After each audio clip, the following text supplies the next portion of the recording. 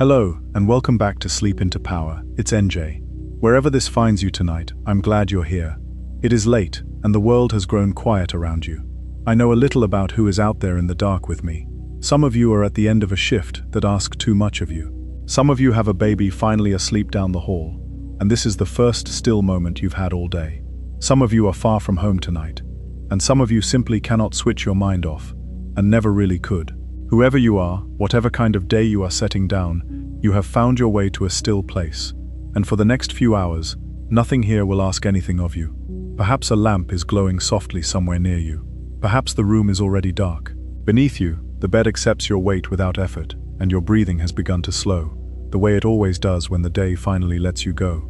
It all feels solid, dependable, real. The pillow beneath your head, the faint sounds of the night beyond the window, the known shape of the room, resting in the darkness just past your eyelids. And yet, every one of those sensations, the softness, the sounds, the room itself, is reaching you through the narrowest of channels. Vibrations in the air, faint patterns of light, small electrical whispers traveling along nerves. Your brain, sealed inside the silence of the skull, has never once touched the world directly. It has only ever received signals, and from those signals, it has patiently built everything you have ever seen, heard, held, or loved. And here is something I have never said on this channel before. Think, just for a moment, about what I am to you, right now. You cannot see me. You cannot touch me. I am a voice that was turned into a signal, carried across the world through cables and air, rebuilt by a small speaker somewhere near your pillow, and assembled, finally, into a person somewhere inside your mind. Everything you know of me tonight is made of nothing but information. And yet here we are, two people, keeping each other company in the dark. And it is real, isn't it?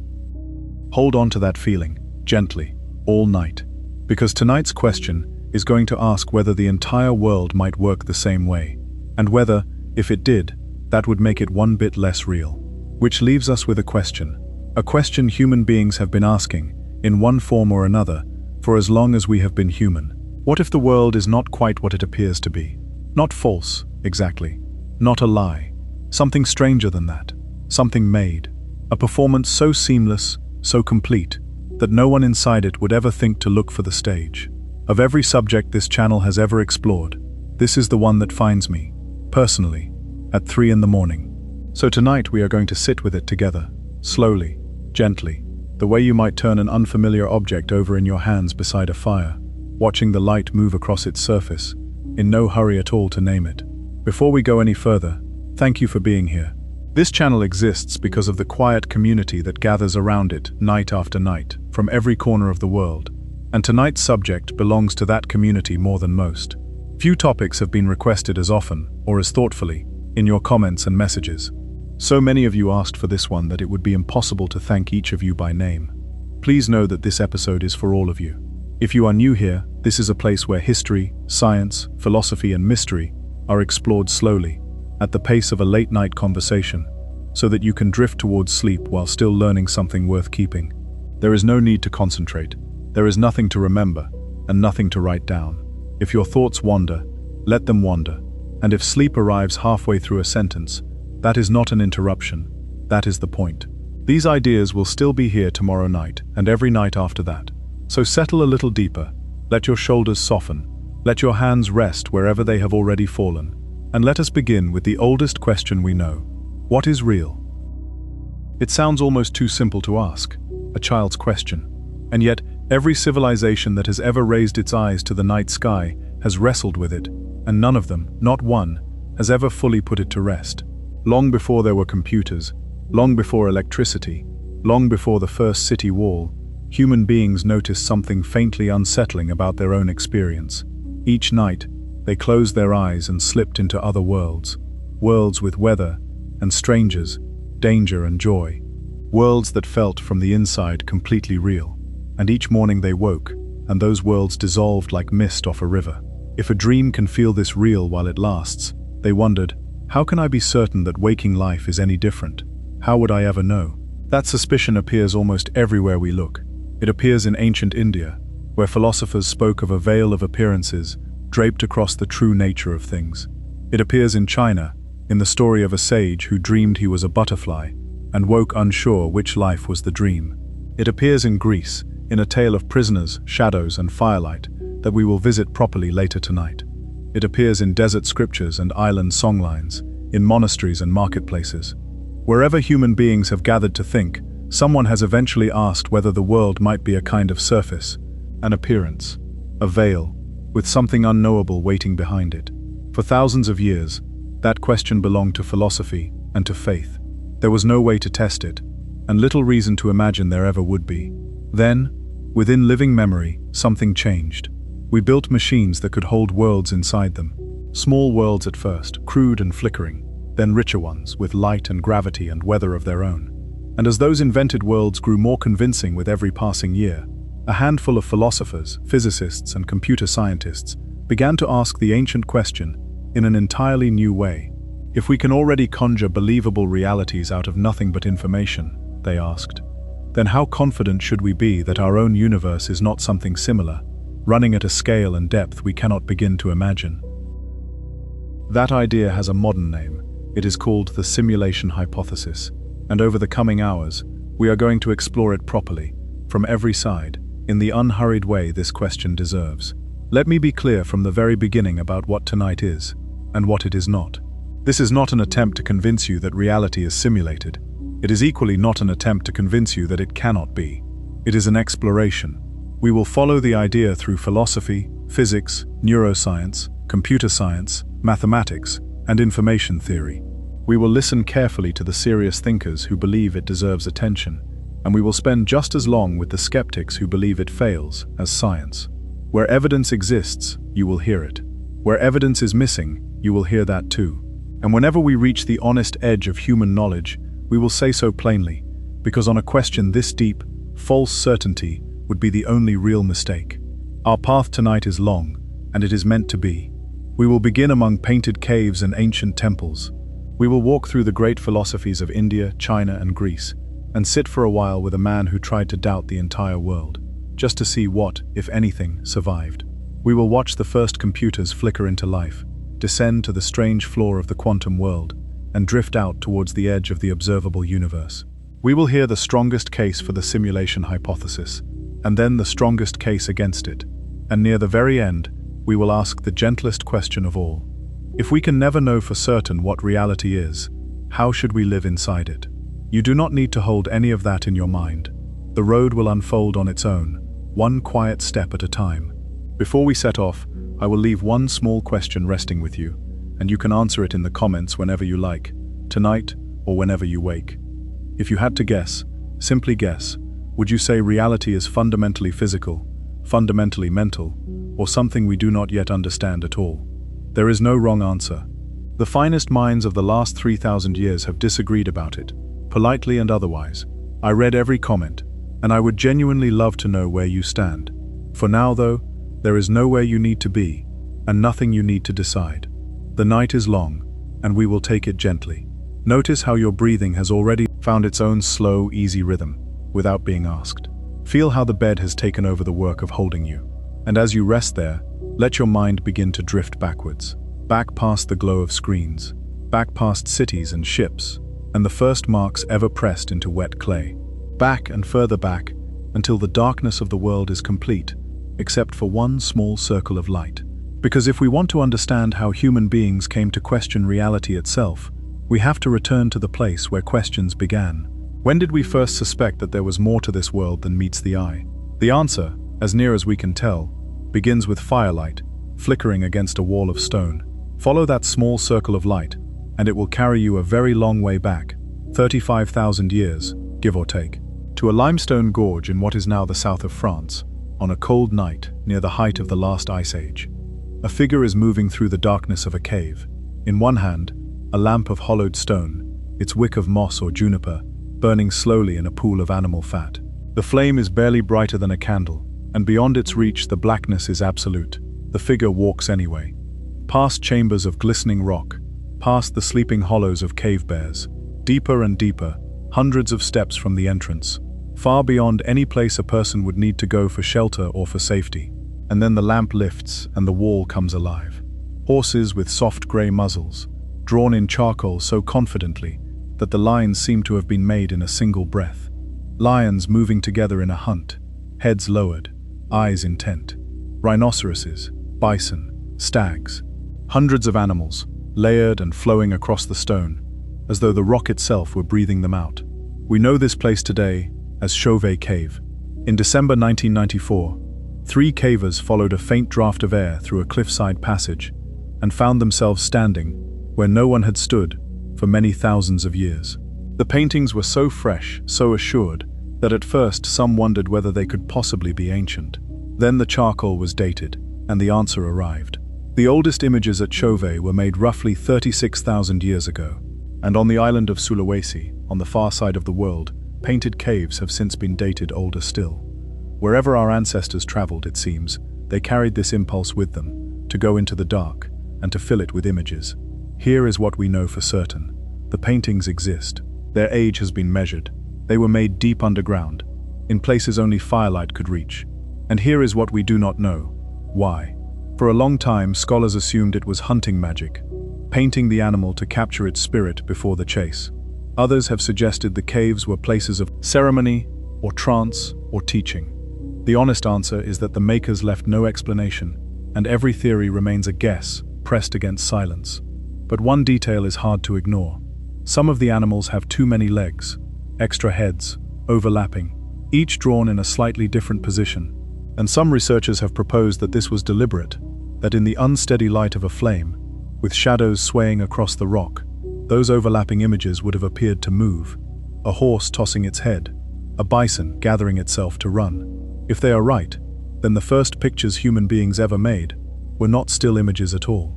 They were moving pictures conjured out of firelight and shadow, alive only in the flicker. We cannot be sure, but it is a thought worth resting with, that our species may have begun its long relationship with invented worlds in the dark, watching shadows perform on a wall of stone. Hold that image gently. We will meet it again before the night is over. The darkness of that cave was total, a depth of dark the modern world has almost forgotten. The darkness gathering in your room tonight is a softer kind. It asks nothing of you. Let it settle over you like a blanket while the story continues. Around the same distant time, in a cave in what is now southern Germany, someone sat down with a piece of mammoth ivory and a stone blade and began to carve. The work would have taken hundreds of hours. What emerged, and what archaeologists pieced back together from fragments found in 1939, is a figure about the length of your forearm. It has the body of a man. It has the head of a lion. No such creature has ever existed. The carver had never seen one, and neither had anyone else, which means that 40,000 years ago, long before farming, long before cities, long before a single word was written down, a human mind was already doing something remarkable. It was making things up. It was taking pieces of the real world, a man, a lion, and joining them into something that lived nowhere except in imagination, and then laboring for weeks to give that imagined thing a body. From the very beginning, it seems, we have been a species with two worlds, the one in front of our eyes, and the one behind them. As language deepened, and the generations passed, that second world poured out into stories. Every people on Earth, without exception, has told stories about where the world came from, and it is striking how often those stories share a single intuition. In ancient Babylon, the world was said to have been shaped from the divided body of a primordial sea goddess, the sky made from one half of her, the earth from the other. In traditions scattered across Asia and Europe, the universe hatches from a cosmic egg. In stories told across North America and Siberia, an animal dives into fathomless waters and brings up the first mud of the world from somewhere far below. The details differ. The intuition does not. Again and again, the visible world is described as something that emerged, something that came out of formless water, or shadow, or dream, or the body of a being we can no longer see. The world we walk through, these stories quietly insist, is not the beginning of the story. There is something behind it. Something older, something hidden. Where might such a strange universal intuition have come from? Perhaps, at least in part, from the one experience every human being has always shared: sleep. Think of what happens to you most nights of your life. Your body lies still, exactly where you left it. And yet you walk through cities that do not exist. You speak with people who are far away or long gone. You feel fear and joy and astonishment that are, in the moment, utterly real. The dream does not announce itself as a dream. It supplies a whole world and complete conviction, and it asks for no permission. Our ancestors noticed this, and they took it seriously. In the Epic of Gilgamesh, pressed into clay tablets around 4,000 years ago, the hero's dreams arrive like urgent letters, carried to him in sleep and carefully interpreted on waking, because a dream, it was believed, might bring truth from somewhere else. Some 19th century anthropologists went further and proposed that dreaming itself may have helped give birth to the idea of the soul. In dreams, after all, you seem to leave your sleeping body and travel. You meet the dead, and they speak. What conclusion would you draw, they asked, if no one had ever told you otherwise? Perhaps that some second self, some inner traveler, slips free of the body each night. It is only a hypothesis, and it can never be proven, but it hints at how early and how deeply the dream world shaped what people believed about the waking one. And dreams left one more gift behind. A question. A quiet, persistent, faintly dizzying question. Inside a dream, you almost never know you are dreaming. The false world feels seamless while you are in it. Only waking reveals the truth. So how? Our ancestors wondered, and philosophers wonder still. Can you be certain that this world, the one holding you right now, is the final waking? Might there be another awakening beyond it, standing as far above this life as this life stands above a dream? A few dreamers even stumble into the strangest experience of all, realizing, mid-dream, that they are dreaming, while the dream calmly carries on around them. The question has never gone away. In the hours ahead, we will watch some of history's most determined doubters take hold of it and follow it as far as it will go. So there they are, our earliest ancestors, painting animals that move in firelight, carving creatures that never lived, telling stories of a hidden world behind the visible one, waking from dreams and wondering which side of sleep was real, different paths, converging on a single discovery, that the world we experience and the world as it truly is might not be the same thing, that the mind is not a window, it is a storyteller. Let that thought rest lightly on you, without any need to solve it. Feel how still your body has become, and how the rhythm of your breath has slowed all by itself.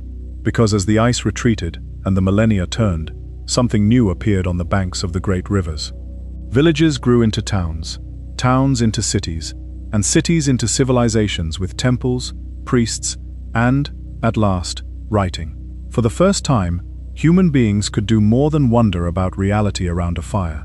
They could record their answers, refine them, and pass them down. And the answers they gave were extraordinary. So the question that carries us forward is this. When the first great civilizations turned their full attention to the nature of reality, what did they decide was true? To find out, we follow a river through the desert, to a kingdom that spent 3,000 years preparing for a world beyond this one. The river is the Nile, and the night above it is crowded with stars. More than 3,000 years ago, in the temple city, the Greeks would later call Thebes, a priest walks a colonnade by lamplight in the hour before dawn. Around him, columns thick as ancient trees rise into darkness. Somewhere beyond the horizon, as every Egyptian knew, the sun god is completing the most dangerous part of his journey, traveling by boat through the Duat, the hidden region beneath the world, where the light goes when it leaves us. Dawn was never guaranteed. Each sunrise was a victory, quietly won while the living slept. This was the Egyptian understanding of reality, and it is worth pausing over, because it is one of the oldest complete answers our species ever wrote down. The world, for Egypt, was not a solid, self-sustaining thing. It was a performance that had to be maintained. Order, truth, and balance, gathered together in the word martat, held back an ever-pressing chaos, and everyone had a part in the upholding, from the pharaoh down to the priest now trimming his lamp. Each morning, in temples along the river, the statue of the god was gently woken, washed, clothed and fed, and this daily ritual was understood as service that helped keep the cosmos in order. Reality, in other words, was something you participated in, and the visible world was only one chamber of a much larger house. The self had several parts, and not all of them died. The Egyptians poured their finest engineering not into palaces but into tombs, and it was said that they called the tomb a house of eternity, while the home of the living was merely a lodging for a traveler. Sit with that inversion for a moment. In one of the first great civilizations, the world you could touch was considered the brief part. The enduring part was the one you could not see. Let the sounds of that ancient river fade now, the way sounds do at the edge of sleep, and travel east with the traders and the monsoon winds. In the forests and river plains of northern India, well over 2,500 years ago, teachers and students were gathering in the quiet hours to ask the largest questions ever asked. Their conversations became the Upanishads, and within them appears one of the most influential ideas in the history of thought. The word is Maya.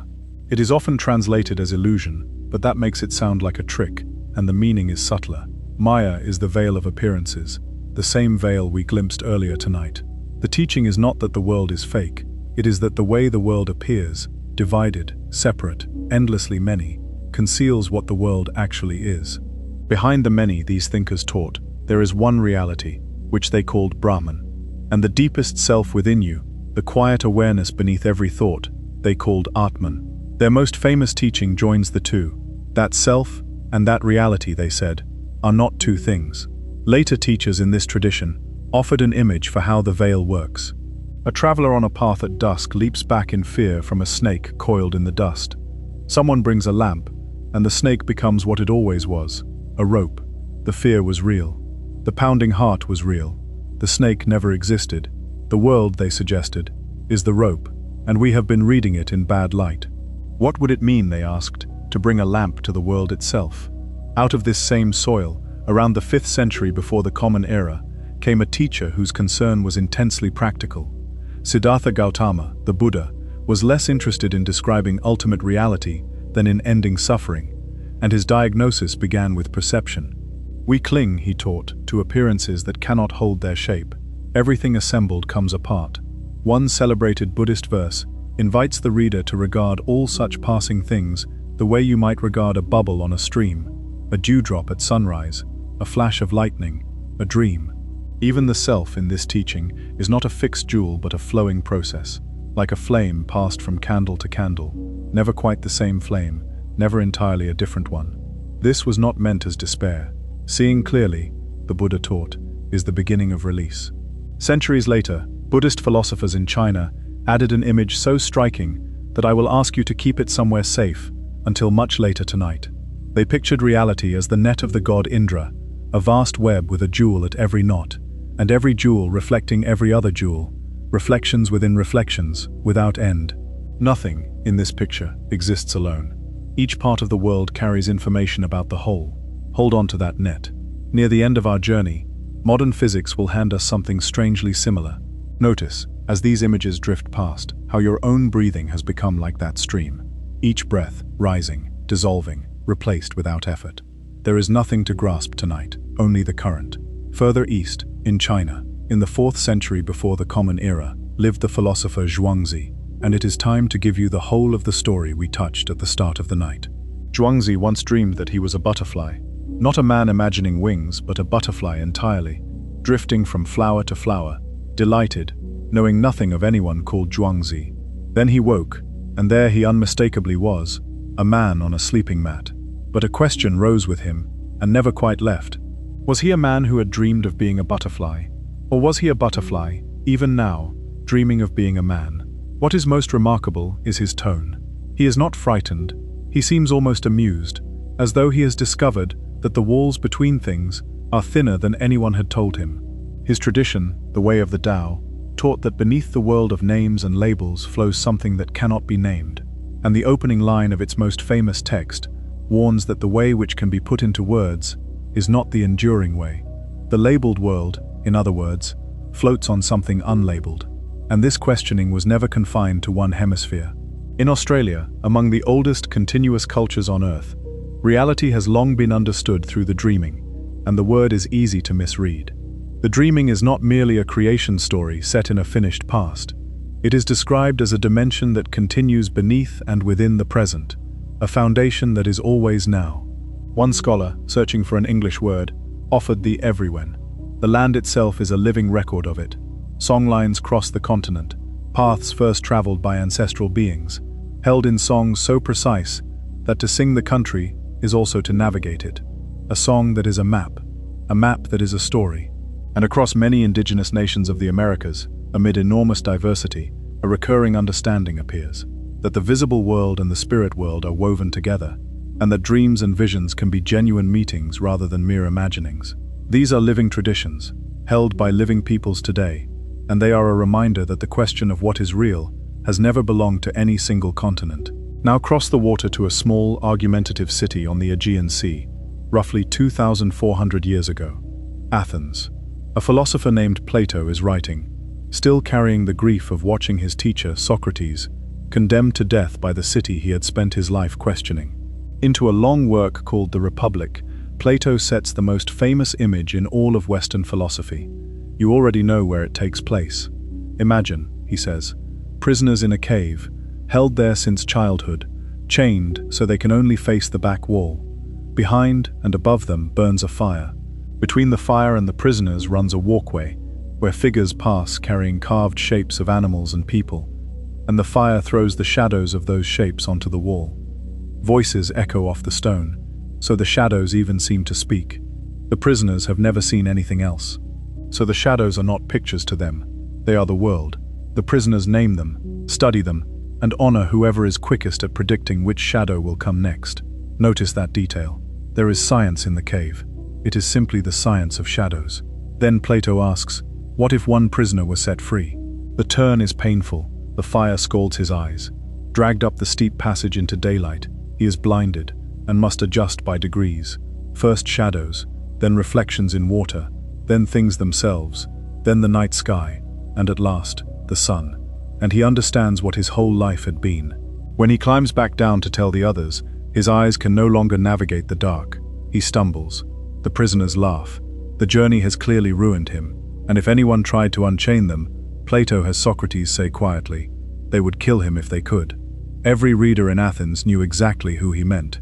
Let us be honest about what Plato was and was not claiming. He was not describing machines or hidden operators. The allegory is about education, and about his belief that the senses show us only shadows of deeper realities. But look at what the image contains. A manufactured world, captives who cannot tell, projection mistaken for reality, and truth as a slow, painful turning towards the light. We began tonight inside a real cave, watching painted animals flicker in firelight. Plato built an imagined one. Between them stands the whole question of this documentary. Have we been fascinated by shadows since the beginning, or held by them? The cave echoed down the centuries. In 11th century Persia, the celebrated scholar Al-Ghazali suffered a crisis of certainty and wrote about it with startling honesty. The senses deceive, he observed. A star looks like a small gold coin, yet geometry proves it larger than the earth. Then came his sharper thought. In dreams we feel complete certainty, and waking overturns it.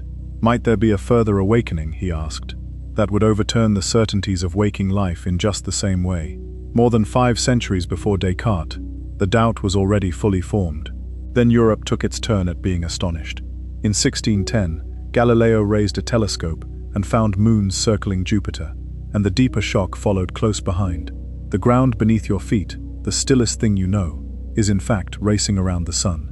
The most immediate appearance of all was false, and careful minds across the continent began to wonder, if that could be an illusion, what else might be? By the 1600s, the question had sharpened to a point. Not, is the world exactly as it appears? For plainly it was not. But rather, is there anything at all, anything whatsoever, that cannot be doubted? One winter, a young Frenchman traveling with an army, snowbound far from home, shut himself into a small stove-heated room and decided to find out, by doubting absolutely everything he could. What he found in that room would change philosophy forever. And it is where we go next.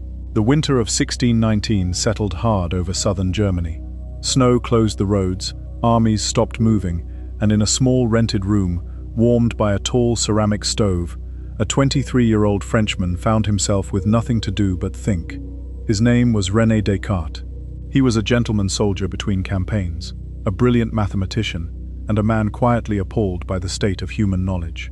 Mathematics, he had noticed, builds truths that stand for millennia.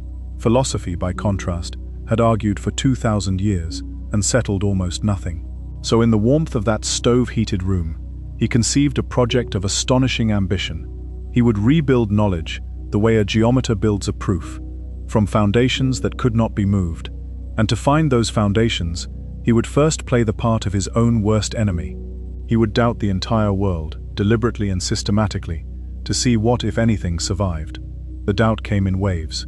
each deeper than the last. First, the senses. They have deceived him before, he reasoned. An oar looks bent in the water, a square tower looks round from a distance, and a mind that has been deceived once, he decided, should never again be trusted entirely. Still, surely some things are beyond question. This fire, this hand, this body sitting by this stove, then the second wave. He had felt exactly this certainty before, about a fire and a hand and a room, and he had been asleep in his bed all the while. Searching honestly, Descartes could find no infallible mark, none at all, that separates waking from dreaming while the dream is running. It was the same vertigo that had visited a Persian scholar and a Chinese dreamer centuries before him, and it carried the same sting. If you cannot prove, from the inside, that this moment is not a dream, what exactly do you know? Then came the third wave, and it is the one that concerns us tonight. Suppose, Descartes wrote, that there exists a deceiver of the utmost power and cunning, a being who has devoted its entire existence to fooling him. The sky, the air, the earth, colors, shapes, sounds, his own hands and eyes. All of it, in this scenario, could be illusions. The deceiver pours directly into his mind. Perhaps even mathematics is not safe. Could such a being make him go wrong every single time he adds 2 and 3? He could not rule it out. This was his famous evil demon, and it was the deepest doubt any philosopher had ever dared to write down. Nothing survived it. Not the world, not the body, not the fire by his feet. Except one thing. In the very act of being deceived, Descartes realized there must be someone to deceive. To doubt, he must think, and to think, he must exist. The demon could counterfeit the entire universe, but it could not counterfeit the existence of the mind it was fooling, because a deception with no one deceived is not a deception at all. Out of the deepest doubt in the history of philosophy came the most famous sentence in the history of philosophy.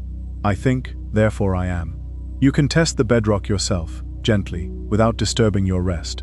Everything about tonight could, in principle, be questioned. The room, the bed, the voice you are listening to. But that there is experience happening, that you are here, present, aware of something. Not even the demon can take that from you. Whatever else is uncertain in this world, you are in it. Let that be a comfortable thought rather than a strange one. It is the one certainty that costs nothing and asks nothing, and it is yours all night long. From that single fixed point, Descartes tried to win the whole world back, arguing that a good and truthful God would never permit so total a deception. History's verdict has been gentle on the man and hard on the rescue. The rebuilding convinced few. The demolition convinced everyone. Philosophy has been answering his doubt ever since. And there are two things worth noticing before we leave that warm little room. The first is an irony Descartes himself recorded. On a November night in that same winter, the great doubter had 3 vivid, overwhelming dreams, and far from doubting them, he treasured them all his life as the sign that set him on his path. Even the man who trusted nothing trusted a dream. The second is what his demon looks like to modern eyes. A powerful, non-human intelligence, generating a complete counterfeit of experience and feeding it to a captive mind. Written in the 1600s, that is a simulation in period costume. Descartes had the entire scenario. What he lacked was any conceivable machinery. The idea would wait 3 centuries for engineering to catch up. The next step came about 90 years later, from an Irish philosopher named George Berkeley, who pushed the question somewhere even Descartes had not gone. Berkeley began with an observation so simple it sounds like a trick. What do you ever actually encounter? Not matter. You have never once met matter. You encounter colors, sounds, warmth, texture, resistance, perceptions, every one of them. The idea of matter, some invisible substance sitting beneath the perceptions, propping them up, is something no one has ever observed, and by definition, no one ever could. So Berkeley proposed simply letting it go. To be, he argued, is to be perceived. Things are not hidden lumps wearing appearances. Things are their appearances. The obvious objection occurred to everyone immediately, including him. Does the fire vanish when you leave the room? Does the world flicker out behind your back? Berkeley's answer was serene. Nothing vanishes, because everything rests, at every moment, in the perception of God, the one mind that never looks away. Reality, for Berkeley, was experience, continuously sustained by an infinite attention. The old riddle about the tree falling with no one to hear it is a direct descendant of his philosophy. Not everyone was persuaded. When the writer Samuel Johnson heard the theory, he kicked a large stone in the street and declared, "I refute it thus. It is one of the great comic moments in the history of ideas, and it misses the point completely, because the jolt in his foot and the stubbornness of the stone were themselves perceptions, landing exactly where Berkeley said, "Everything lands, in experience." Berkeley never claimed stones were soft, or fire was cool. He claimed only that beneath the hardness and the heat, there is no unexperienceable stuff, and that the world needs nothing except experience and whatever sustains it. Berkeley was a bishop, defending God against the rising materialism of his age, and he would have been horrified by what we are about to do with his idea. But notice its structure. A world that exists as presentation. Things that are real precisely insofar as they are displayed to minds. The whole of it upheld from moment to moment by something vast and attentive. 3 centuries before the first computer, someone argued in complete seriousness that the universe requires no substance at all, only experience, and a sustainer. The 20th century then gave the old demon its hardware. Philosophers sharpened the classroom scenario you may already have heard. A brain, kept alive in a vat of nutrients, wired to a computer that feeds it exactly the electrical signals a body would send. Its sunsets, its friendships, its late nights listening to quiet documentaries, all of it, in the scenario, indistinguishable from yours. The question writes itself. Can you prove, right now, that you are not that brain? By the end of the century, the thought experiment had escaped the seminar room entirely, and films like The Matrix carried it to hundreds of millions of people. But here, philosophy has a surprise for us, because the thinker who made the scenario famous, Hilary Putnam, built it in order to attack it. If you had only ever lived inside the vat, Putnam argued, then all your words would draw their meaning from the world you actually experience. Your word vat would refer to the vats of that experienced world. And so the sentence, "I am a brain in a vat," could never truly mean what the skeptic needs it to mean. Spoken from inside, the doubt undermines itself. It is a subtle, slippery argument, and philosophers still disagree about whether the escape hatch actually opens. Some find it decisive, others suspect it proves only that the prisoner cannot describe the prison, which is not quite the same as there being no prison. We will leave the question with them, balanced where it belongs. Step back, though, and watch the shape of 3 centuries. Descartes asked whether a spirit could deceive him. Berkeley asked whether matter was needed at all. Putnam asked whether the deceiver could be a machine. Step by step, the ancient doubt shed its theology and acquired circuitry. By the late 20th century, only 2 pieces were missing: machines that could genuinely hold worlds inside them, and a serious reason to think anyone would ever run such a world with people like us in it. Both pieces, as we will see, were already on their way. Yet before we meet them, there is a detour we have to take, because it changes everything that follows. All of these philosophers argued that experience might be constructed. In the 20th century, science stopped arguing and started measuring. And what it found inside the skull was not a possibility, but a verdict. At the very start of tonight, we said your brain has never once touched the world. Now it is time to discover what it does instead. So carry this question with you into the next part of our journey, and hold it as lightly as you hold the pillow. Of everything you are experiencing at this very moment, the room, the dark, this voice, how much is being received, and how much is being made? Come back, for a moment, to the place where you actually live. Not the room, not the bed, somewhere smaller than that, and far stranger. Behind your eyes, cradled in fluid and wrapped in 3 protective layers, sits a little under 1.5 kilograms of soft tissue. It is the most intricate object we have ever discovered in the universe. And tonight, at this very moment, it is performing its life's work. It is producing the world. Consider its situation honestly. No light has ever entered it. The skull admits no sound. The brain floats in total darkness and perfect silence, and it will do so for the whole of your life. It has never seen a sunset, never heard rain, never touched another hand. It cannot even feel itself.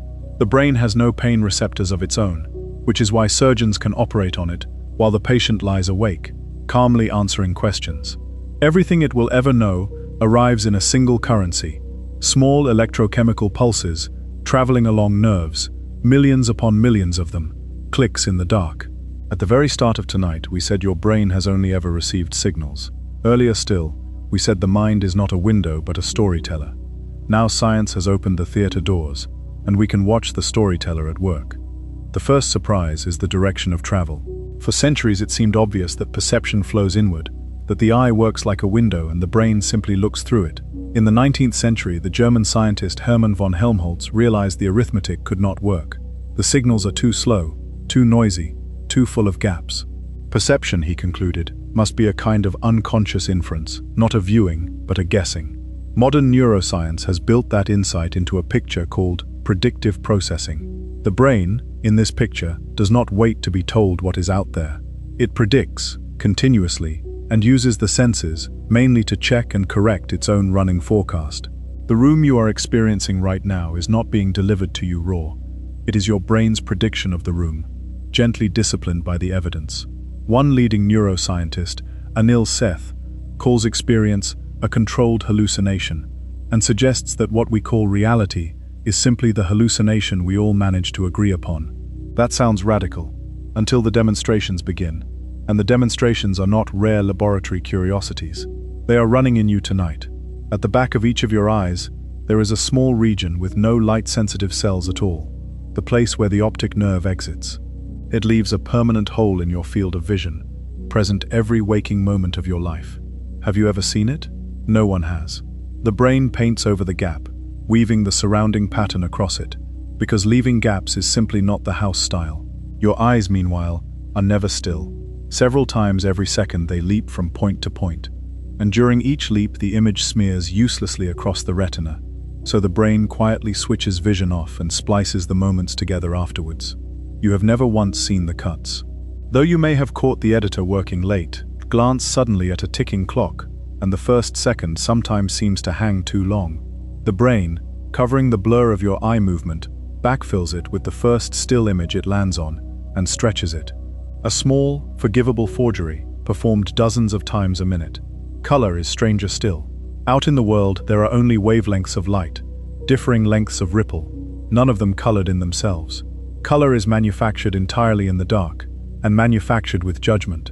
Shown a chessboard photograph where a square in shadow and a square in light emit identical gray. The brain refuses to report the raw signal. It corrects for the shadow and presents two different shades, and no effort of will can make you see them as the same. In 2015, a single photograph of a striped dress divided the world in two, some seeing white and gold, others blue and black, from pixels that were identical for everyone. The leading explanation is that different brains made different silent assumptions about the lighting, corrected differently, and delivered different garments. Millions of people were arguing, without knowing it, over whose private rendering was right. And then there is what the show leaves out. In one famous study, a researcher stopped pedestrians to ask for directions. Midway through the conversation, workmen carried a door between them, and behind it, the researcher was swapped for a different person, different face, different voice, different clothes. Roughly half the pedestrians carried on without noticing. In another, viewers asked to count basketball passes watched a person in a gorilla suit walk to the center of the screen, thump its chest, and walk off. About half never saw it. The brain shows you what it judges relevant, and then, this is the elegant part, it also supplies the confident feeling that you were shown everything. Even your past is staged on demand. The psychologist Elizabeth Loftus found that with a few gentle suggestions, about a quarter of adults would develop a rich, detailed memory of a childhood event that never happened, and would defend it sincerely. Memory, it turns out, is not playback. It is reenactment, rebuilt fresh, with each remembering, and subtly rewritten every time. The archive edits itself in the retelling. None of this is malfunction. Every one of these findings shows the machinery doing its job superbly, a fast, frugal, confident model of the world, built from thin streams of data in the dark. But do notice what it means. The vivid, seamless, obviously real world you have lived in all your life is, and has always been, a construction. Not possibly, demonstrably. Descartes wondered whether experience could be manufactured. Under the skull, it is. The only question left open is what the manufacturing is of. And here is the gentle part, the part that belongs to this hour of the night. As you drift closer to sleep, the senses quieten, the corrections fade, and the prediction engine keeps running all by itself, unsupervised. That is what a dream is. The theater with the house lights off, still playing, to an audience of one. You built entire worlds last night, without the slightest effort. You will build them again before morning. Let your breathing stay slow and easy, while we ask the last question of this part of the journey. If the show is this thoroughly edited, who is the editor working for? The standard answer is evolution, and for a long time the reasoning seemed straightforward. Seeing the world accurately keeps you alive. The ancestor who perceived the cliff edge where it truly was outlived the one who did not, and so, most scientists conclude, natural selection should favor perception that is broadly truthful, at least about the things that matter at our scale. But in recent years, a cognitive scientist named Donald Hoffman has pressed an unsettling alternative. In his mathematical models and evolutionary simulations, organisms tuned to perceive fitness, to see usefulness, opportunity and danger, routinely outcompete organisms tuned to perceive truth whenever the two come apart. Evolution, he argues, does not care what is true, it cares what works. His metaphor is the computer desktop. The small blue icon on your screen is not the file. The file is a storm of voltages you will never see, and the icon is useful precisely because it hides all that. Perception, Hoffman proposes, is a species-specific interface, not a window onto reality, but a dashboard for surviving it. Many scientists push back hard, questioning the assumptions in his models and pointing out a trap in the logic. If our perceptions are radically misleading, then so, presumably, are the perceptions and instruments behind every scientific theory, including his. The mainstream position remains that perception is a simplification, certainly an interface shaped by survival rather than by philosophy, but not a systematic lie. The debate is live, and honest, and unresolved. What no one on either side disputes is this: you have never experienced the world nakedly, and you never will. Everything arrives dressed by the brain. So hold the finding of this movement lightly, because it is the hinge of the whole night. Nothing in neuroscience proves that the outer world is simulated. What it proves is humbler and stranger. You already live inside a simulation of a kind, your brain's own, running since before you were born, so seamless that it took laboratories and gorilla suits to catch its seams. Which gives the ancient question its modern shape. If every mind carries a world-building engine, sealed in the dark, staging everything from thin signals, then the question is no longer whether experienced worlds can be built. They are being built, tonight, behind every pair of closed eyes on Earth. The question is whether anyone else, anywhere, has learned the trick.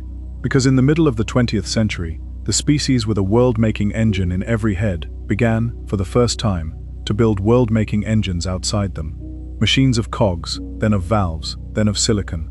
Machines that would grow within a single human lifetime, from adding columns of figures to holding cities, weather, physics, and faces. If less than 1.5 kilograms of tissue can stage a world this convincing, what happens when we learn to build stages of our own? The story of those machines begins in an unexpected place, not with a computer at all. It begins with a loom, in the silk city of Lyon, weaving pictures out of holes punched in cards. Lyon, France, in the year 1804. The city is the silk capital of Europe, and its workshops clatter from dawn until dark with the sound of looms. Weaving fine patterned silk is slow, skilled, exhausting work. Every row, threads must be lifted in exactly the right order. Thousands of small decisions per centimeter of cloth. Then an inventor named Joseph Marie Jacquard attaches something new to the top of a loom. A chain of stiff cards, each punched with a pattern of holes. Where there is a hole, a hook passes through and lifts a thread. Where there is no hole, the thread stays down. Card by card, row by row, the loom weaves the most intricate designs in Europe, and the weaver's hands are barely needed. Something quietly enormous has happened. The pattern no longer lives in a person. It lives in the cards. A picture, stored as nothing but holes and not holes, yes and no, 1 and 0. Change the cards, and the same machine weaves a different world of cloth. To show off the invention, craftsmen wove a portrait of Jacquard himself in silk, from a program of roughly 24,000 punched cards, so finely detailed that visitors regularly mistook it for an engraving. One copy hung in the London home of a mathematician named Charles Babbage, who liked to show it to dinner guests, because he alone seemed to grasp what it truly was. Not a picture, a prophecy. Babbage spent the 1830s designing what he called the analytical engine, a machine of brass gears and Victorian ambition that was never completed, yet contained, on paper, the essentials of every computer that would ever follow: a memory, a processor, and instructions fed in on punched cards borrowed straight from the loom. His collaborator Ada Lovelace, studying the design in 1843, saw even further than he did. The engine's symbols, she realized, need not stand for numbers at all. They could stand for anything with rules, musical notes, for instance. And so the machine might one day compose. And she left a caution in the margins of history that we will need again before this night is over. The engine, she insisted, originates nothing. It can only do what we know how to order it to perform. A century later, in 1936, a 23-year-old Cambridge mathematician named Alan Turing imagined the simplest possible computing device: a paper tape, a read and write head, a handful of rules. Then he proved something astonishing about it. One such machine, given the right instructions, can imitate any other machine that could ever be specified. He had discovered universality, the fact that computation does not care what it is made of. Brass, valves, silicon, it makes no difference. And one machine can run a description of another machine, which can run another inside that. Machines within machines, limited by nothing except memory and patience. Rest on that thought for a moment, because the entire simulation hypothesis is folded inside it. When war came, Turing's ideas helped break Germany's ciphers at Bletchley Park, and in 1950, he asked the question that will follow us into the small hours. If a machine's conversation became indistinguishable from a person's, on what grounds, exactly, would we deny that it thinks? History owed Alan Turing a debt it has been slow, but not silent, in repaying. By 1945, in Philadelphia, the descendants of the loom had become electronic. ENIAC filled a large room, weighed around 30 tons, and burned through nearly 18,000 vacuum tubes, and reprogramming it meant days of replugging cables by hand. It had been commissioned to calculate artillery tables, and notice, quietly, what that means. Predicting the arc of a shell through wind and gravity is a small simulation of physics. In fact, the machine's first great task was to check the design of a proposed weapon by modeling, step by step, events no one had ever observed. The electronic computer was born simulating. It has never really stopped. What followed is the fastest sustained transformation of any technology in human history. Tubes gave way to transistors, transistors to etched silicon, and the machines grew smaller, cheaper, and faster, by multiples that will get their own moment shortly. But one thread of the story matters most tonight, and it begins as a toy. In 1958, a physicist at an American laboratory wired an oscilloscope to some circuitry and produced a bouncing dot and 2 dials, a tennis game, played on a screen the size of a saucer. Visitors queued for hours, crude beyond description, and people were enchanted. Within a generation, dots in dark arcades. Within 2, corridors, skies, cities. By the turn of the century, one of the best-selling computer games on Earth, The Sims, invited players to look after simulated people, little figures with jobs and moods and small routines, going about lives inside the machine. Without quite noticing, millions of us had paid for the privilege of running tiny worlds of our own. Meanwhile, flight simulators grew so faithful that airline pilots now earn real qualifications partly inside them, hours spent in a machine that never leaves the ground, counting towards a license to fly one that does. And with virtual reality, the screen finally wrapped around the head entirely, until a plank of wood, lying flat on an office carpet, could make grown adults tremble, because their eyes insisted they stood on a girder above a city. Notice the trajectory without any need to be impressed by it. Every generation's miracle looks quaint within a decade, and the curve has not yet chosen to flatten. And then let the observation rest you rather than stir you, because tonight requires no headset and no screen. The most immersive device ever discovered is already running, softly, behind your closed eyes, and it costs nothing at all. By the century's end, the recursion was visible to anyone who cared to look. Creatures whose brains model worlds had built machines that model worlds, and inside some of those machines, small modeled agents went about modeled lives. So people began to ask, half joking at first, the question you have perhaps already asked yourself tonight. If we make worlds this readily, and make them better every single year, how certain are we that ours was not made? For decades it remained a late-night question for students and science fiction. It was waiting for someone to make it rigorous. In 2003, an Oxford philosopher named Nick Bostrom published a short academic paper with a mild manner and startling contents, titled, "Are You Living in a Computer Simulation?" Let us begin with what it is not, because it is one of the most misunderstood arguments of our time. It is not a claim that we live in a simulation. It is not about bodies in pods or cables in necks. Bostrom asks us to consider what he calls an ancestor simulation, the possibility that a technologically mature civilization, one able to turn planetary quantities of matter into computation, might one day simulate its own evolutionary past in full detail, including the minds of the people within it, minds implemented in software, experiencing their world as vividly as you are experiencing this bed. Two assumptions sit underneath, and Bostrom states them openly. First, that consciousness does not require biology, that a mind could, in principle, run on another substrate. That is an assumption, not a finding, and we will give it a whole movement of its own later tonight. Second, that computation on such a scale is physically attainable, which the known laws of physics do not obviously forbid. If, and only if, those assumptions hold, Bostrom argues that at least one of three statements must be true. The first possibility is that almost no civilization at our stage of development ever survives to technological maturity.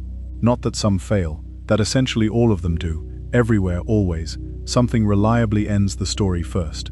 The second possibility is that civilizations do reach maturity, but essentially none of them ever runs ancestor simulations. Not merely that some abstain, but that virtually all of them, across the whole universe and all of time, converge on the same restraint, whether through law, ethics, indifference, or reasons we cannot imagine. And the third possibility is the one that made the paper famous. If neither of the first two holds, if even a few civilizations mature and choose to run many simulated histories, then simulated minds would come to outnumber original minds enormously, perhaps by millions to one. At that point, plain counting does the unsettling work. A mind with experiences like yours, unable to tell from the inside which kind it is overwhelmingly more likely to be one of the many than one of the few. In that case, almost everyone who has ever felt as you feel now was software. And so, in all probability, are we. That is the trilemma, and its power lies in its shape. It does not tell you which possibility is true. It argues that you cannot comfortably escape all three, and every exit costs something strange. Accept the first, and you accept a filter that silences every civilization before it matures. Accept the second, and you accept a uniformity of choice across the cosmos, with no parallel in anything we know. Accept the third, and you accept the cave. Bostrom himself has been careful to the point of weariness. He does not assert that we are simulated. He spreads his own belief across all three branches, and he has put the probability of simulation at well under a half. The fame came anyway, partly because the argument was so restrained, probability rather than prophecy, and partly because the world was ready. Within a few years, one of the most famous technology entrepreneurs alive was telling interviewers that the odds we inhabit base reality were billions to one, and the old question of the cave stepped, blinking, into the mainstream. Pause on what has actually changed, because it is subtle and it matters. Descartes showed that total deception was possible, and there the matter rested for 3.5 centuries, a possibility, nothing more. Bostrom's argument attempts something different. If its assumptions hold, it converts the possibility into a matter of odds, and forces a choice between improbabilities. Whether those assumptions do hold is precisely the right question to ask next. And it is not a question philosophy can answer alone, because it has numbers in it. Could machines truly be built at such a scale? How fast is the curve really climbing? And where does physics say it must stop? And the deepest of all, could a mind, a genuine, feeling mind, ever run on silicon in the first place? Ask it once, softly, and then let it go. If the machines keep doubling, and doubling, and doubling again, where, if anywhere, do they stop? The question of where the doubling stops begins with the man who first noticed the doubling. In 1965, a young engineer named Gordon Moore, soon to co-found the company Intel, was asked by a trade magazine to predict the future of electronics. So he counted. Year by year, the number of components that could be fitted onto a sliver of silicon had been roughly doubling, and Moore simply drew the line forward and suggested the pattern might continue. It was an observation, not a law of nature. But then something strange happened. An entire industry adopted his line as its schedule, and for half a century, engineers spent billions upon billions to keep the prophecy true. Moore's law became that rarest of things, a prediction that enforced itself. Doubling sounds gentle. It is not, and there is an old story that shows why. An inventor, so the tale goes, presents a wonderful game to an emperor and asks a modest reward. 1 grain of rice on the first square of the board, 2 on the second, 4 on the third. doubling to the 64th. The emperor laughs and agrees, and the counting begins. By the middle of the board, the granaries are straining.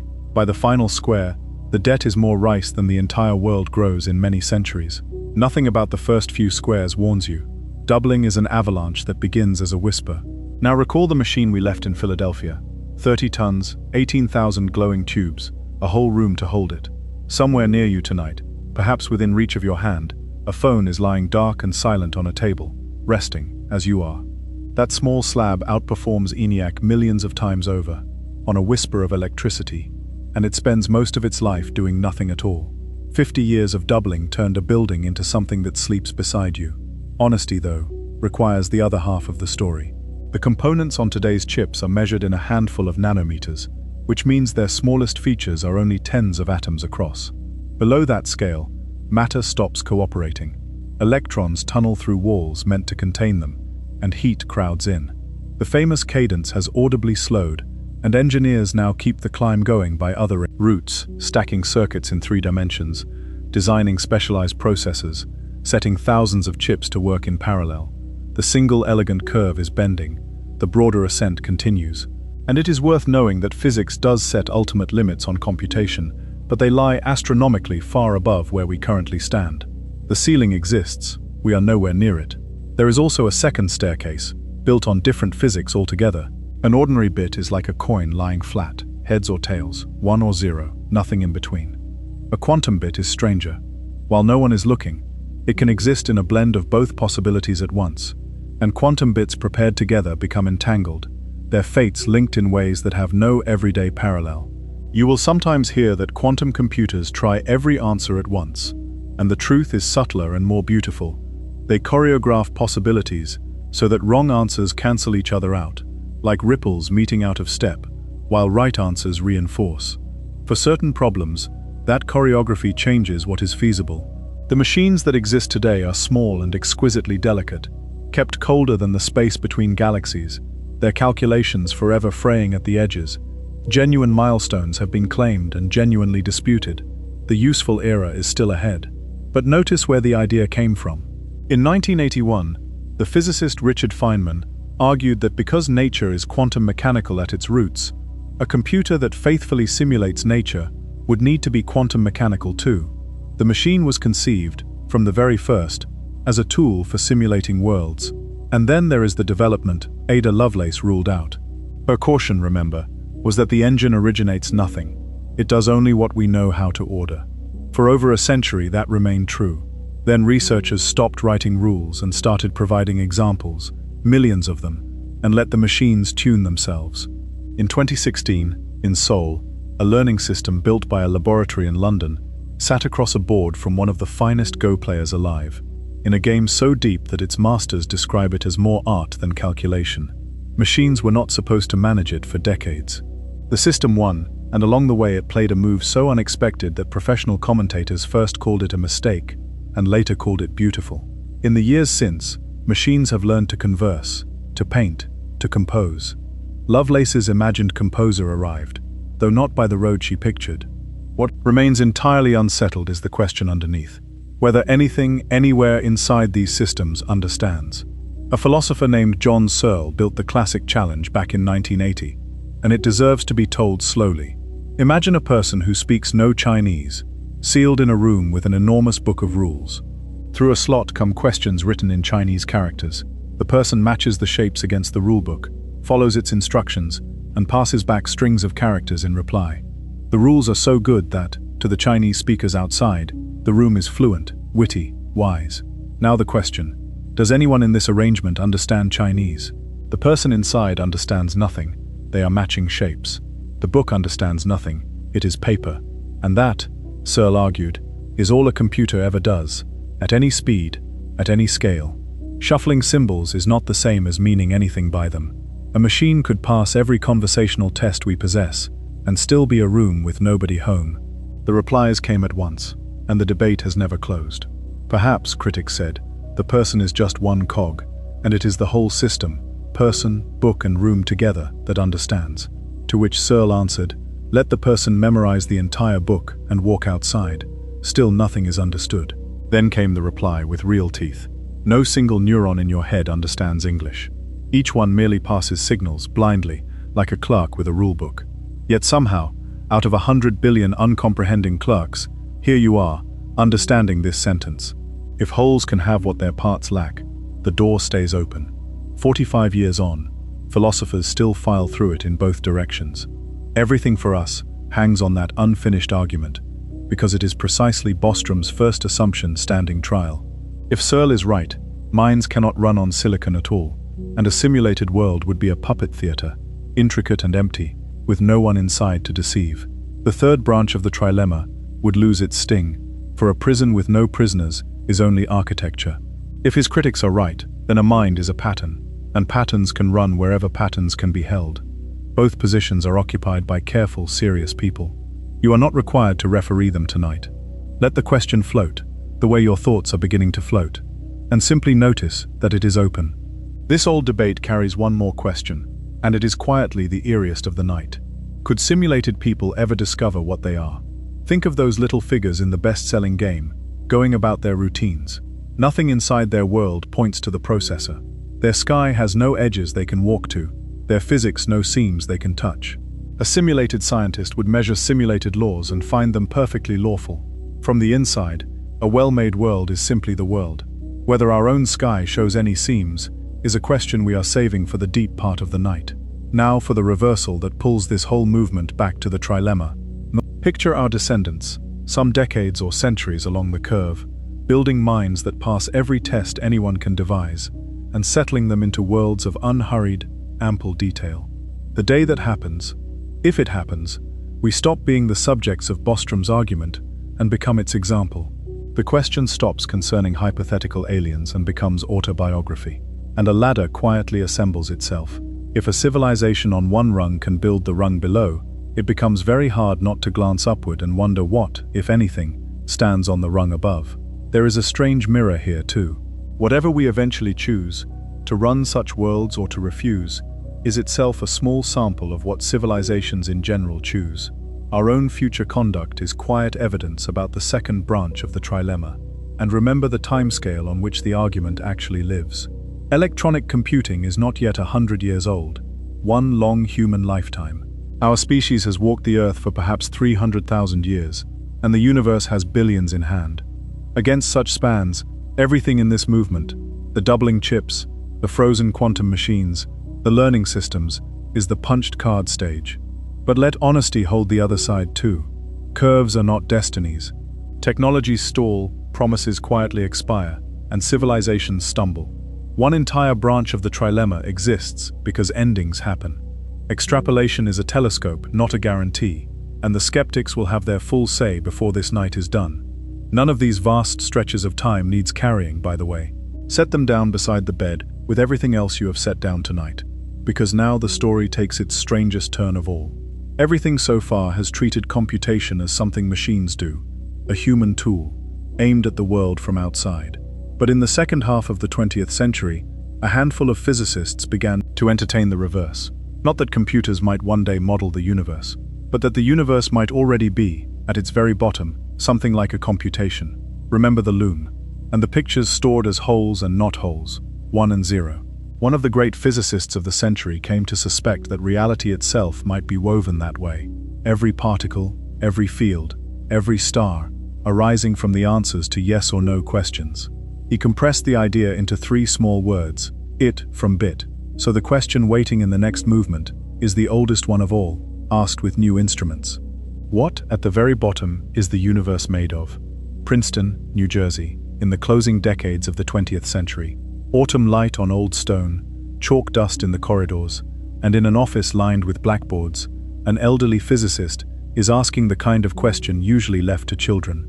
His name was John Archibald Wheeler, and few people alive had seen more of modern physics from the inside. As a young man, he had worked with Niels Bohr on the theory of nuclear fission in the very year the atom was split. He had argued gently with Einstein, whose office was down the road. He had supervised a doctoral student named Richard Feynman, whom we met a moment ago, proposing quantum computers. And he had a gift for language, rare among physicists. It was Wheeler, more than anyone, who put the words black hole into the world's vocabulary. Late in life, He liked to sum up his journey in 3 short sentences. In his youth, he said, he had believed that everything is particles. In his middle years, that everything is fields. And in his final period, he arrived at the strangest conviction of all, that everything is information. He compressed it into 3 small words. It from bit. Here is what he meant. Ask physics what an electron actually is, and notice what you receive. Numbers. A mass, a charge, a spin. And each of those numbers is, in the end, a record of answers the universe has given to experimental questions. Answers that can always be broken down into yes or no, 1 or 0, bit by bit. Wheeler's late suspicion was that we have been reading this situation backwards. Perhaps the answers are not merely our description of the thing. Perhaps, at the deepest level, the thing is made of the answers. Every it, every particle, every field, perhaps even space and time, arising from bits. Reality, in his phrase, as a participatory affair, not a finished machine grinding along regardless, but something that comes into definiteness through questions posed and registered. Registered, note, by interactions and instruments, not necessarily by minds. Wheeler was careful on that point, and in the next movement, so will we be. He had a favorite way of making the idea felt, and it came not from a laboratory but from a parlor game. One evening, Wheeler recalled, he was sent out of the room while the other guests chose a secret word for 20 questions. When he returned, something was subtly wrong. The answers came slower and slower, as though each one cost thought. The laughter around the table kept building.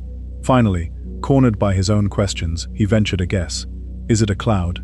And the room collapsed in delight, because there had been no word. The guests had agreed on nothing. Each person simply answered his questions however they pleased, bound by a single rule: never contradict any answer already given.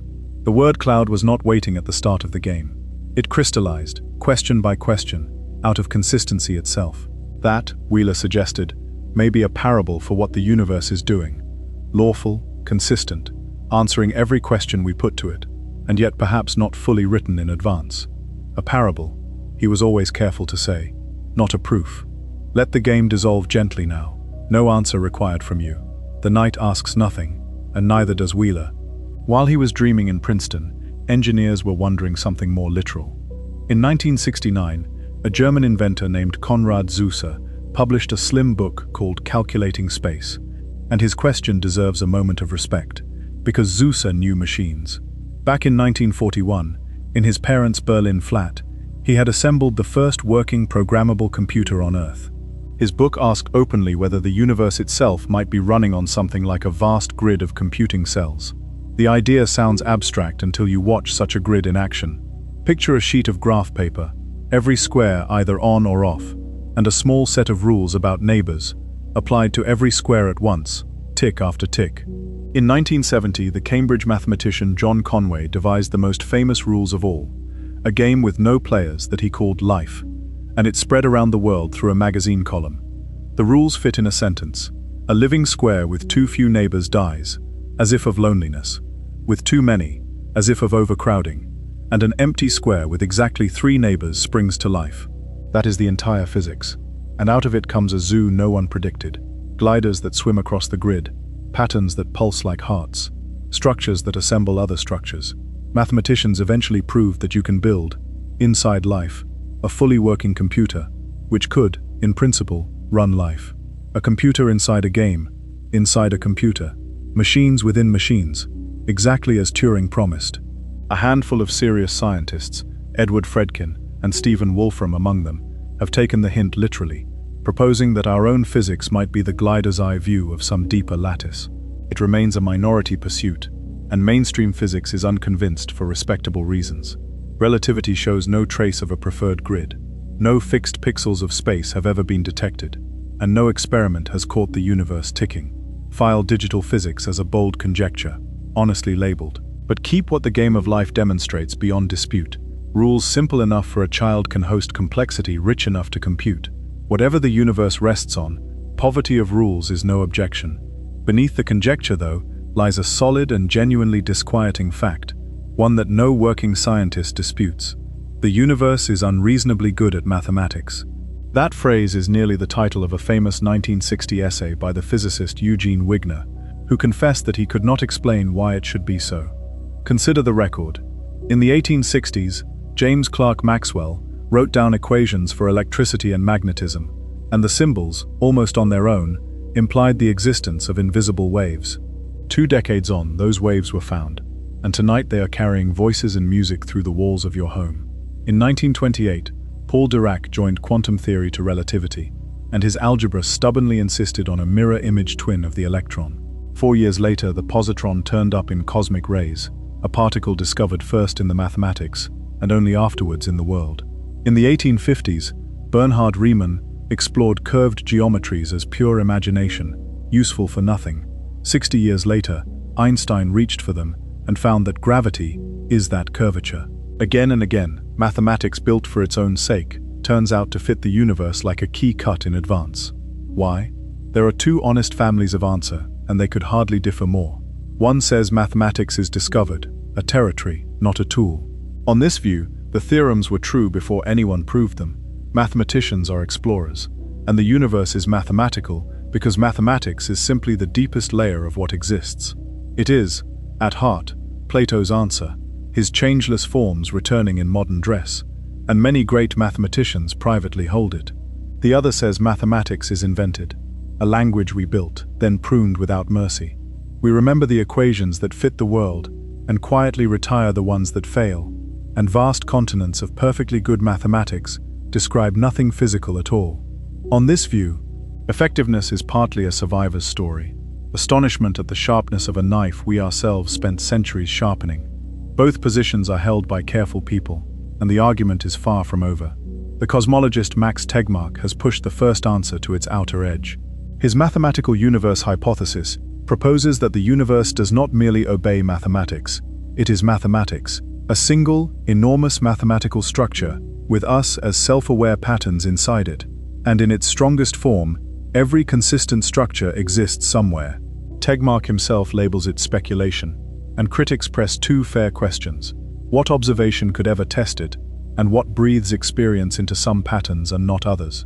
Hold that second question especially. It is the doorway to a movement still ahead of us. But notice what the hypothesis does to tonight's central mystery. If reality simply is mathematics, then the line between a universe and a perfect simulation of a universe grows thin to the point of vanishing, because a program is itself a mathematical object. Could mathematics be, as some have wondered, the programming language of reality? Or is that only the metaphor our century was always going to reach for, just as an earlier age, dazzled by its finest machines, saw the heavens as clockwork? Keep both possibilities beside you, weightless. There is no need to choose in the dark. What we can do is follow the information to where it behaves most strangely. Because if Wheeler was even half right, if the universe is, at bottom, in the business of answering questions, then the place to listen is the very small, where for 100 years, the answers have been so odd that careful people still argue about what they mean. So next we descend to a bench with 2 narrow slits and a beam of light, the experiment often said to hold the entire mystery of the quantum world in a single apparatus. Wheeler is waiting for us there, with one of the strangest proposals ever tested. And beyond it wait the finely tuned constants, the question of whether space itself has smallest pieces, and a discovery about black holes that will sound, when it arrives, strangely familiar. When we put our smallest questions to the universe, what does it say? Begin at the edge of a harbor, on a windless evening. 2 narrow gaps stand open in the sea wall, and small waves are rolling through them. Beyond the wall, the ripples from each gap spread and overlap, and where crest meets crest, the water lifts higher, and where crest meets trough, the surface falls almost still. The result is a pattern, bands of motion and bands of calm, laid across the harbor like the ribs of a fan. That pattern is called interference, and it is the unmistakable signature of waves. Hold the picture loosely. You now understand the most important experiment in physics. Because here is the famous bench, a source that can fire electrons, one at a time, with long pauses between. A barrier with 2 narrow slits. A screen behind to record arrivals. Each electron lands as a single tiny dot, one definite point, exactly as a particle should. But wait, let the dots accumulate through the night, thousands of them, each fired alone into the dark, and something impossible assembles itself on the screen. Stripes, bands of many arrivals, and bands of none, the harbor pattern, the signature of waves. Each solitary electron behaves as though it passed through both slits at once, spread out like a ripple, interfered with itself, and only then condensed into a single dot. In 1989, physicists in Japan filmed this happening, dot by patient dot, and the footage still hushes lecture theaters today.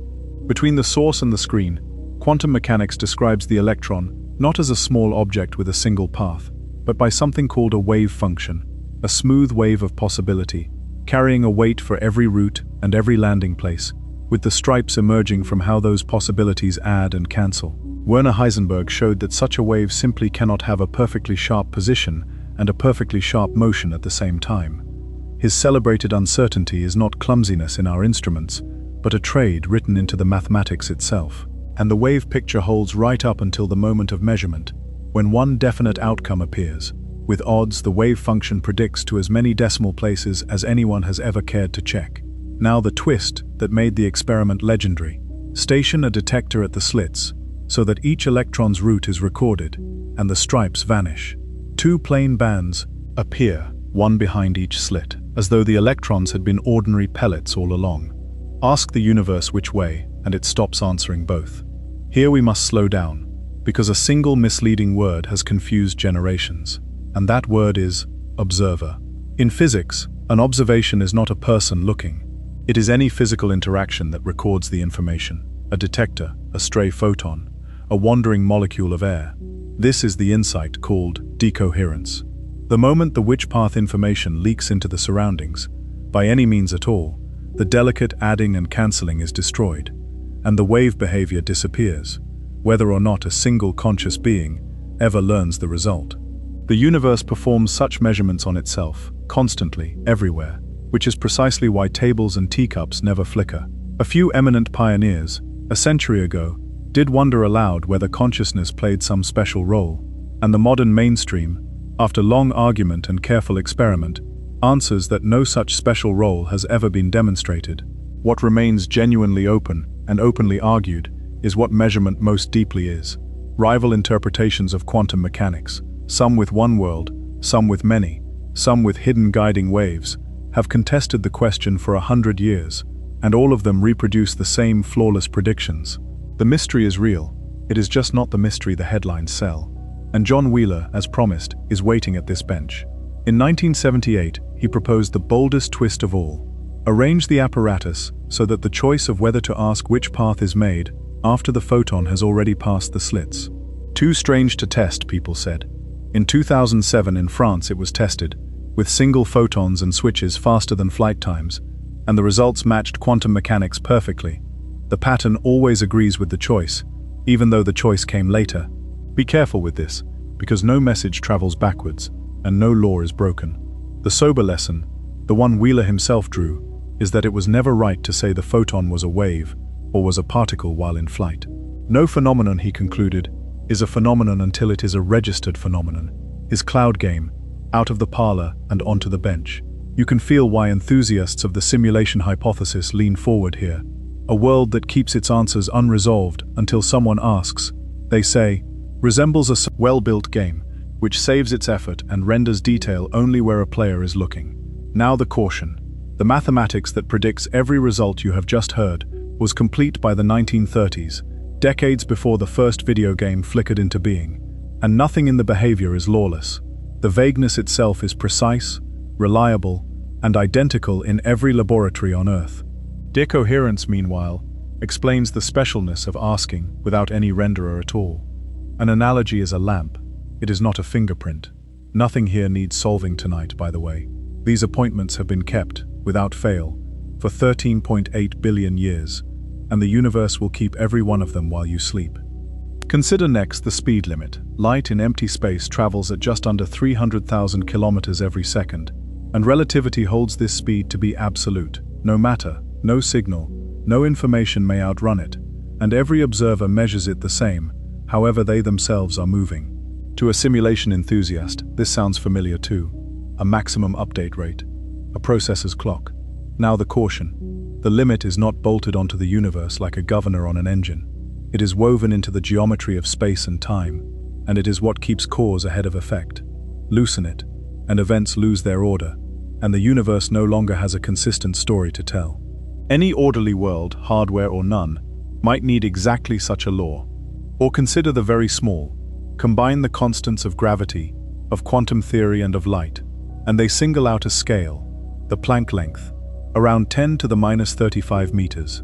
If a single atom were inflated to the size of the observable universe, the Planck length would stand about as tall as a building. Below it, our present theories stop making sense, and popular accounts love to call it the pixel of space. Now the caution.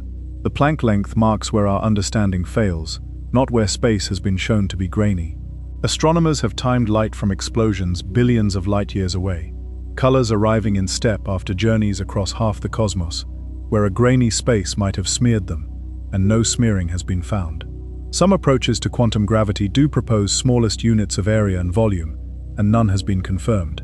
The pixel remains a metaphor, waiting for a microscope no one owns. Then there are the dials. A handful of constants set the character of our universe, and they sit, unnervingly, within narrow windows, nudge the force that binds atomic nuclei, and stars bake no carbon, nudge gravity, and stars never ignite or burn out before anything can happen.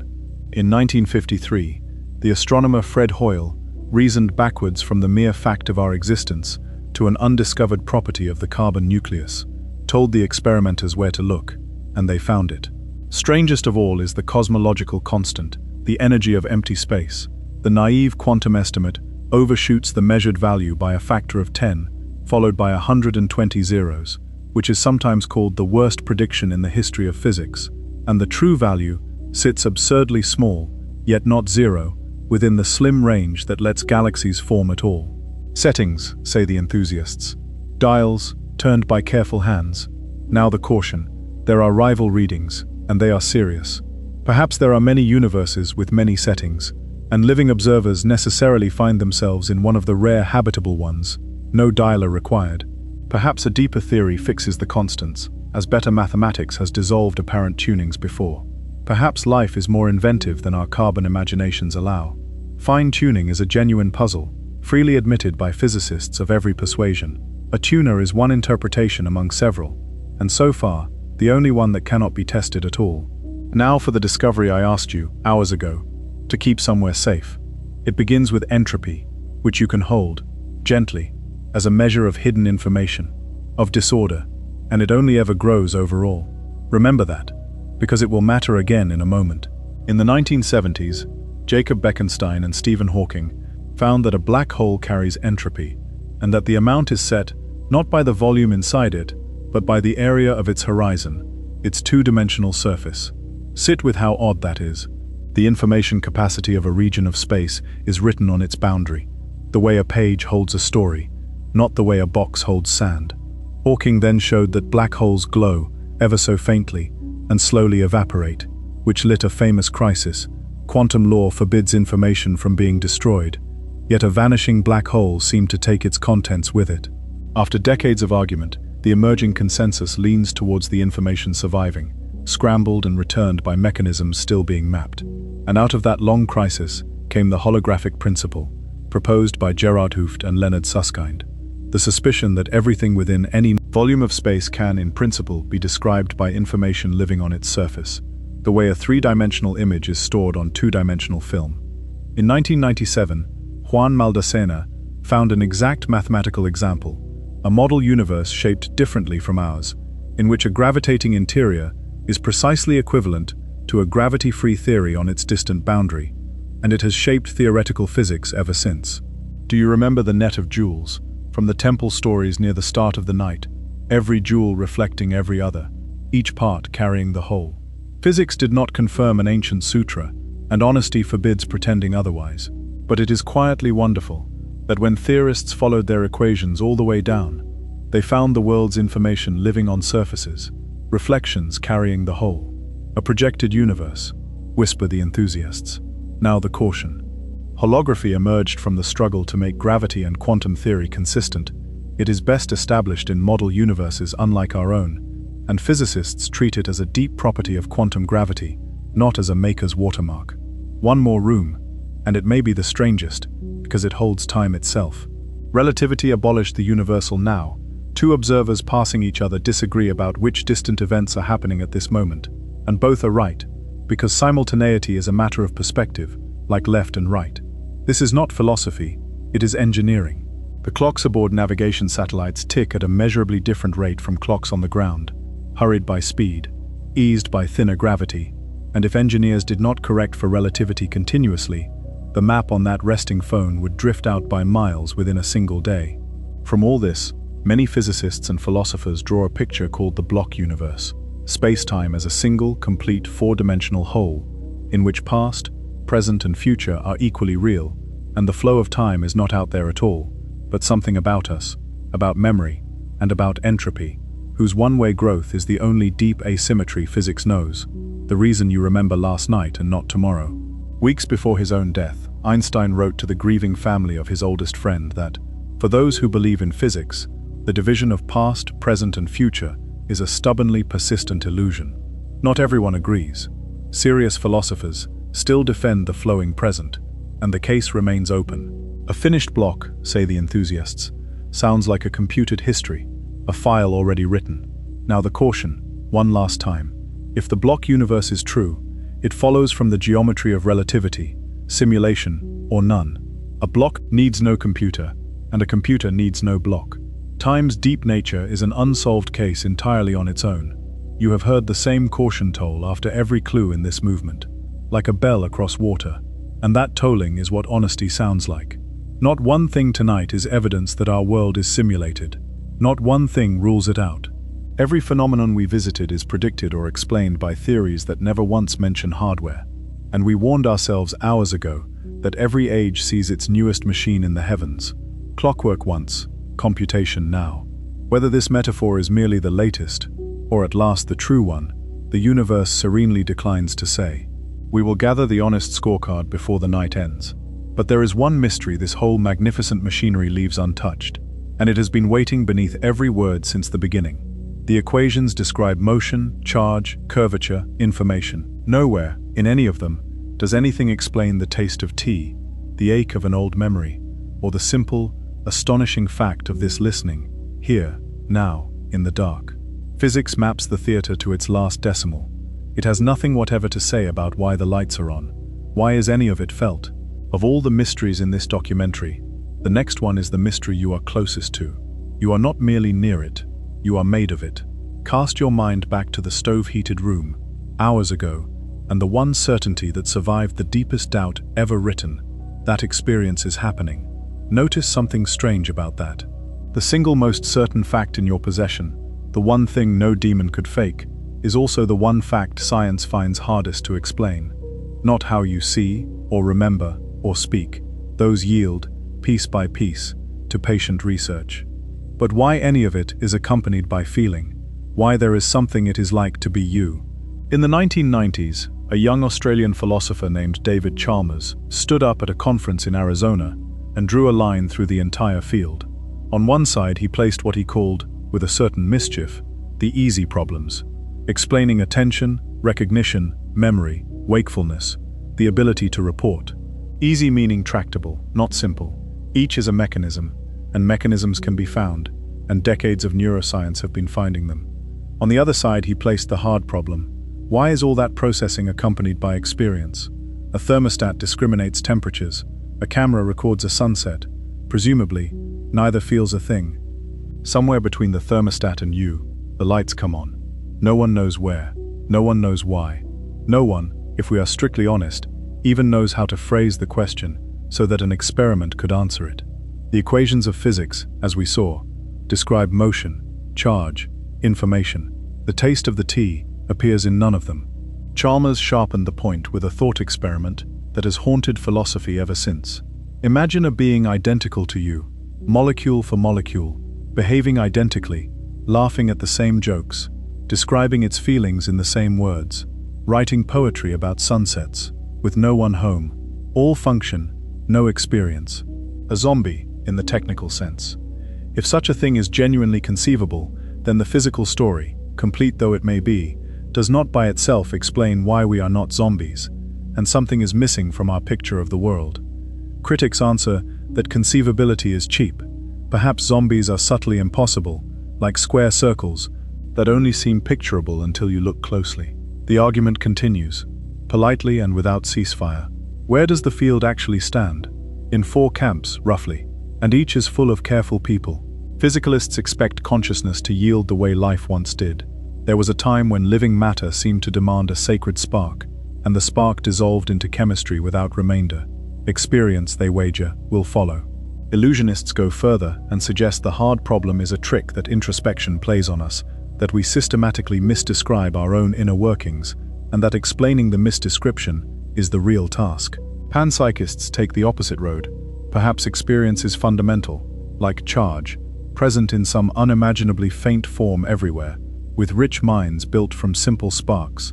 No magic jump required, though the price is a universe faintly glowing with feeling from top to bottom. And dualists, a persistent minority, hold that mind is simply not physical at all. No consensus, no decisive experiment. The most intimate fact in existence, and it is an open case. Let the debate hum along without you for a moment, because there is a quiet inversion here worth resting in. The thing all these brilliant people are arguing about is the one thing you cannot doubt, the certainty from the stove-heated room, and whatever consciousness finally turns out to be, you are, at this very moment, effortlessly doing it. In 1982, the philosopher Frank Jackson gave the hard problem its most famous story. Mary is a brilliant scientist who has lived her whole life in a black and white room, seeing the world through black and white screens. She has learned everything physical there is to know about color, every wavelength, every neuron, every pathway from retina to cortex. There is no physical fact about seeing red that Mary does not possess.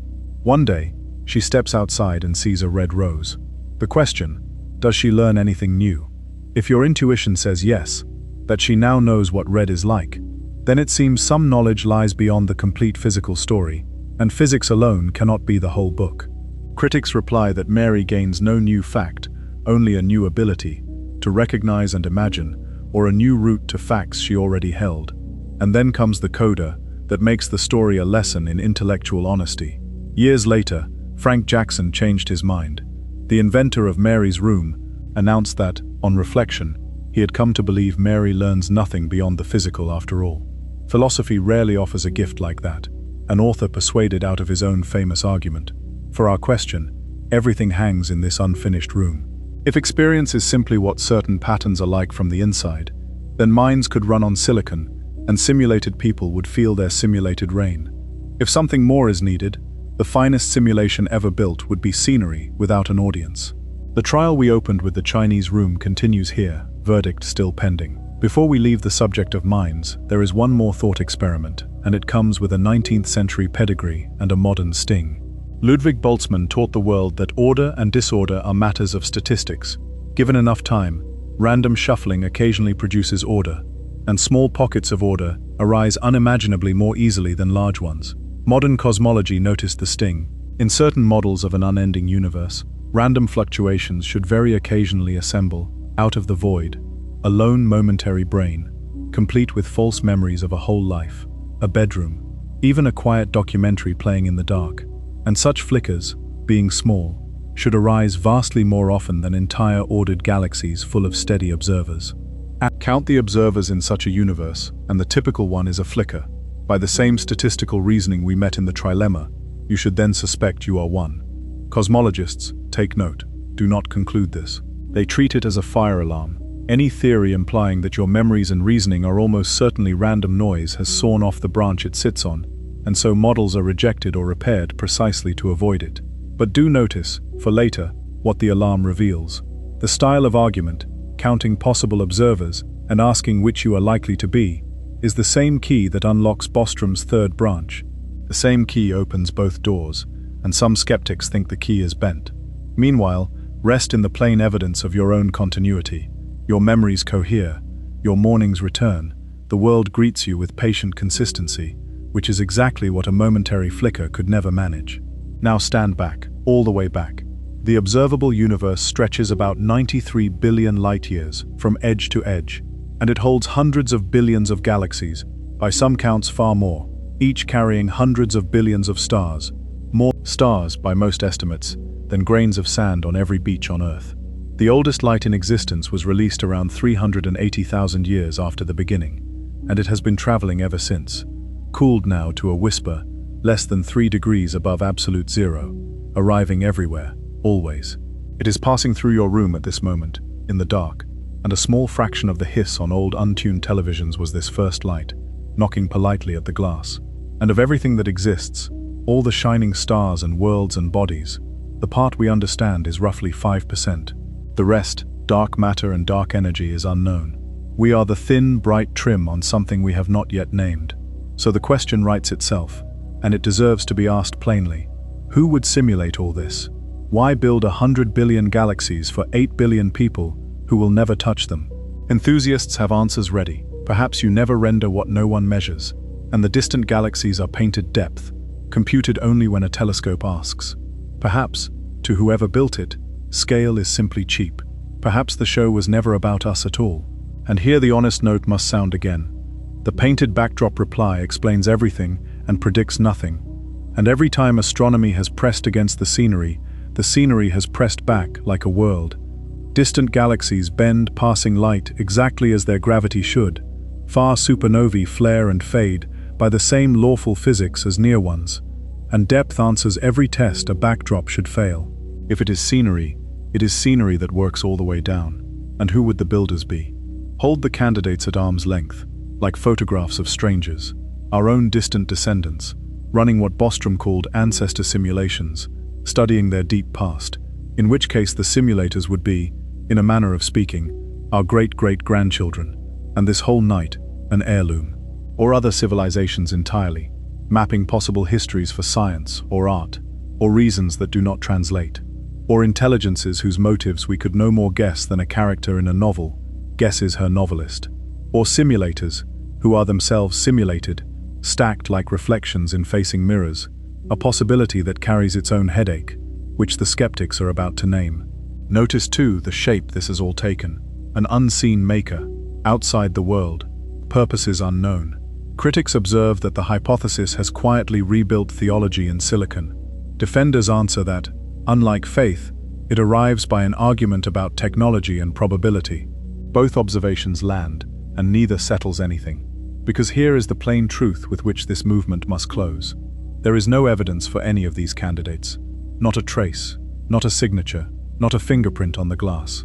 Every name on the list is a guess about the outside of a room we cannot leave. And as we said long ago, the prisoner cannot describe the prison. All night the skeptics have been patient. They rang their bell through the physics, offered their cautions in passing, and stepped politely back. Now the floor is theirs, unhurried and entire. When everything is gathered in one place, how strong is the case against? Let us be clear, before a word of it is spoken, about who the skeptics are. They are not spoilers of wonder, they are its custodians. Doubt built this documentary. It was doubt in a stove-heated room that began modern philosophy, and doubt in laboratories that built every theory we have leaned on tonight. The people about to speak love strange ideas enough to test them, and there is nothing at stake for you in listening. Doubt, held calmly, is one of the most restful states there is. So settle back, and let them make their case the way they would want it made. Slowly, fairly, and at full strength. Their first objection is silence. The simulation hypothesis has been famous for a generation now, and in all that time, it has not explained a single observation better than ordinary physics explains it. Not one anomaly, not one seam, not one experiment that came out simulation-shaped.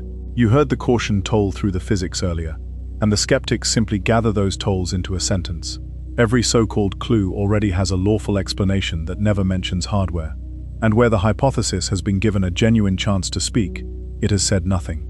In 2012, physicists took seriously the idea that a simulated universe might be computed on a grid, the way our own machines simulate the subatomic world, and worked out a real consequence. The most energetic cosmic rays should arrive slightly unevenly, favoring the directions of the lattice. Astronomers can look for that. They have found no such unevenness. A narrow version of the hypothesis stood up to be counted, and the count, so far, is 0. Which leads to the second objection, and it may be the deepest. The broad hypothesis is a game that cannot lose. The philosopher Karl Popper spent his life on the border between science and everything else, and his test was simple. A scientific claim must forbid something. It must stick its neck out. Now watch the simulation hypothesis under that light. Is the universe lawful and consistent? Of course. The program runs well. Would an anomaly appear tomorrow? A glitch? Do the constants look tuned? Settings. Would different constants have done? Different settings. Is the cosmos absurdly vast? Scenery is cheap.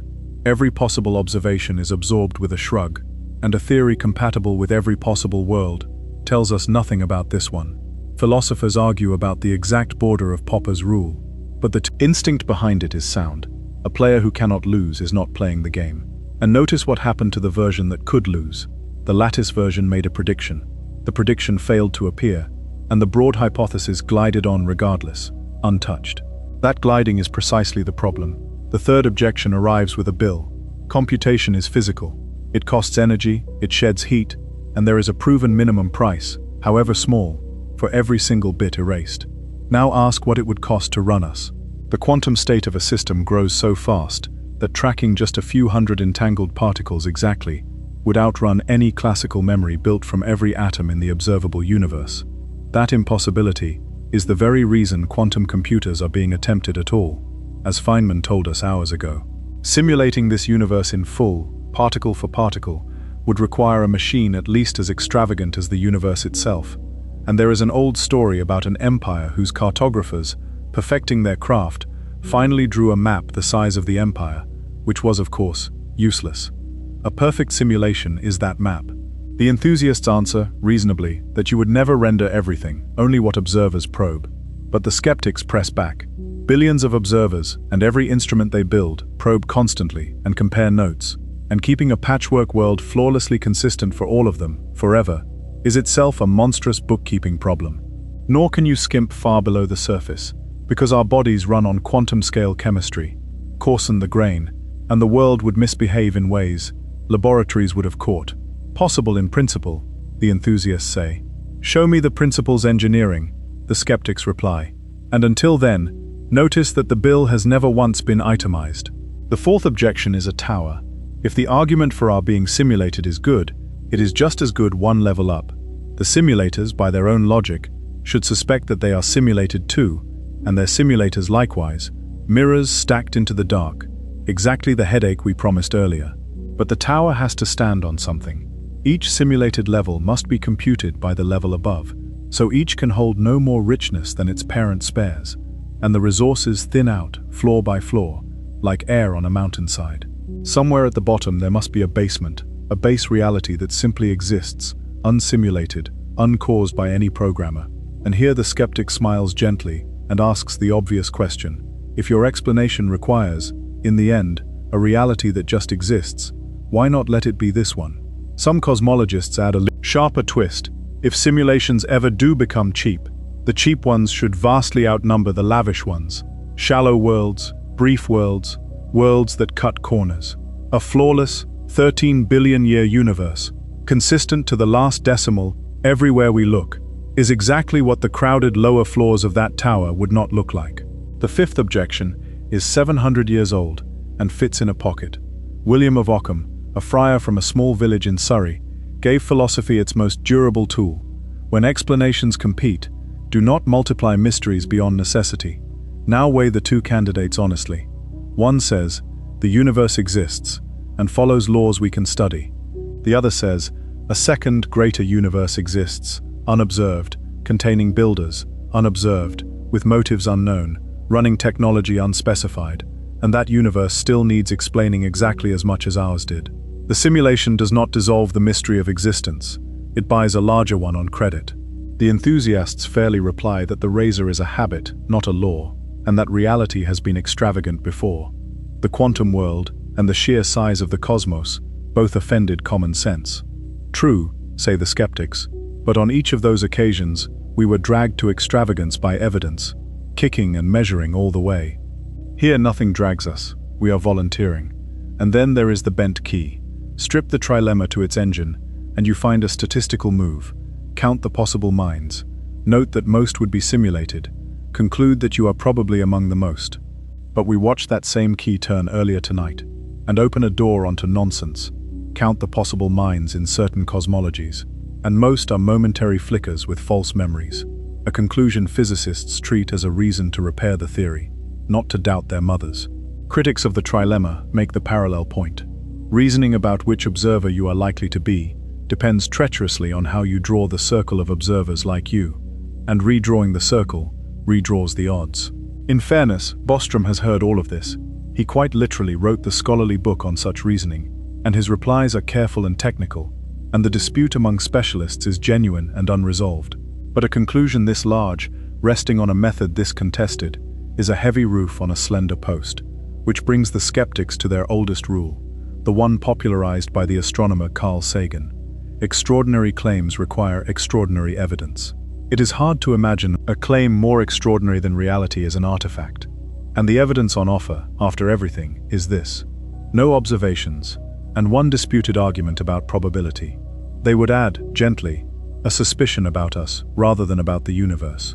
Every age, as we noticed hours ago, has seen its proudest machine reflected in the heavens. Clockwork once, computation now. Perhaps the simulation hypothesis is less a discovery about the world than a self-portrait of a century that fell in love with its computers and mistook the mirror for a window. Here, finally, what the skeptics are not saying, because their restraint is the most respectable thing about them. Very few claim the hypothesis is false, and almost none claim it is impossible. Their verdict is quieter, unproven, unproductive, and, in its broad form, outside science altogether. The trilemma itself survives as philosophy, still demanding that you buy one strange thing, and the skeptics simply shop on a different aisle. Perhaps minds cannot run on silicon at all, as the Chinese room warned. Perhaps civilizations plateau long before planetary computers. Or perhaps, and there is a strange comfort in this one, every civilization that could simulate suffering minds looks at the idea, understands what it would mean for the people inside, and declines. For the same reason we do not run cruel experiments on the living. A universe of moral restraint would satisfy the second branch of the trilemma with something rather beautiful. Meanwhile, science will go on treating this world as base reality, because that is the only method that has ever worked, and philosophy will keep the question open, because that is its job. So the arguments now rest, all of them, on both sides. And the strange thing is that the question that remains is not scientific at all. It is the one you can answer only from inside a life. Suppose, just as an exercise, here at the edge of sleep, that it were somehow true. Tomorrow morning arrives exactly as it always does. The same light, the same kettle, the same faces you love. What in your actual life would change? So let us take the question to breakfast. Suppose it were true. Suppose that beneath the kettle and the morning light there were, in some unimaginable elsewhere, a machine. Walk through your day and look for what breaks. Begin with right and wrong. If the people around you feel, and everything we explored tonight leaves their feeling exactly as real as yours, then their joy and their pain remain real events, happening in the only place anything has ever really happened: experience. A cruel word would still wound. A kindness would still land, and still be remembered years later, the way kindnesses are. Whatever the world is made of, the difference between comforting someone and harming them passes through untouched. Morality never lived in the atoms. It lives between minds, and it would survive the discovery of the machine without so much as looking up. Then love. Here is the quiet secret the question keeps stumbling over. Your love already runs on a substrate. Every affection you have ever felt was carried by chemistry and electricity, by neurons signaling in the dark of a skull, and not one person in history has concluded that this made their mother's love less real. If feeling can ride on carbon, the discovery that it rode on something else would change the engineering, not the love. The people you love would still be the people you love, on any hardware whatsoever. And art? Music has only ever been vibrating air, arranged, paintings, minerals spread on cloth, stories, ink shaped into little marks. Art was never valuable because of what carried it. It was valuable because of what it carried, pattern blooming into meaning inside a listener, and a simulated nightingale, we may as well admit at this hour, would sing every bit as sweetly to a heart that could hear it. Death asks for gentler handling, and honesty must hold the lamp. Some have wondered whether a made world might keep what it makes, whether anything so carefully run would let its people simply end, and nothing we know entitles us to that hope, and nothing we know forbids it. What we can say is older and steadier. The preciousness of a day was never lent to it from outside. It rises from inside the day itself, from the fact that the day is felt, and is finite, and is this one. That was true, before tonight's question was ever asked, and it will be true long after, whichever way the universe turns out to be built. As for purpose, notice that base reality never issued instructions either. No decree arrives with the sunrise telling anyone what their life is for. Meaning has always been made rather than found, made in workshops and kitchens and long friendships, made by people who chose what to care about and then cared. A simulation could not take that from you, because it was never given to you. You built it. You would go on building it. And if all this sounds like one philosopher's midnight consolation, it may help to know who else arrived here.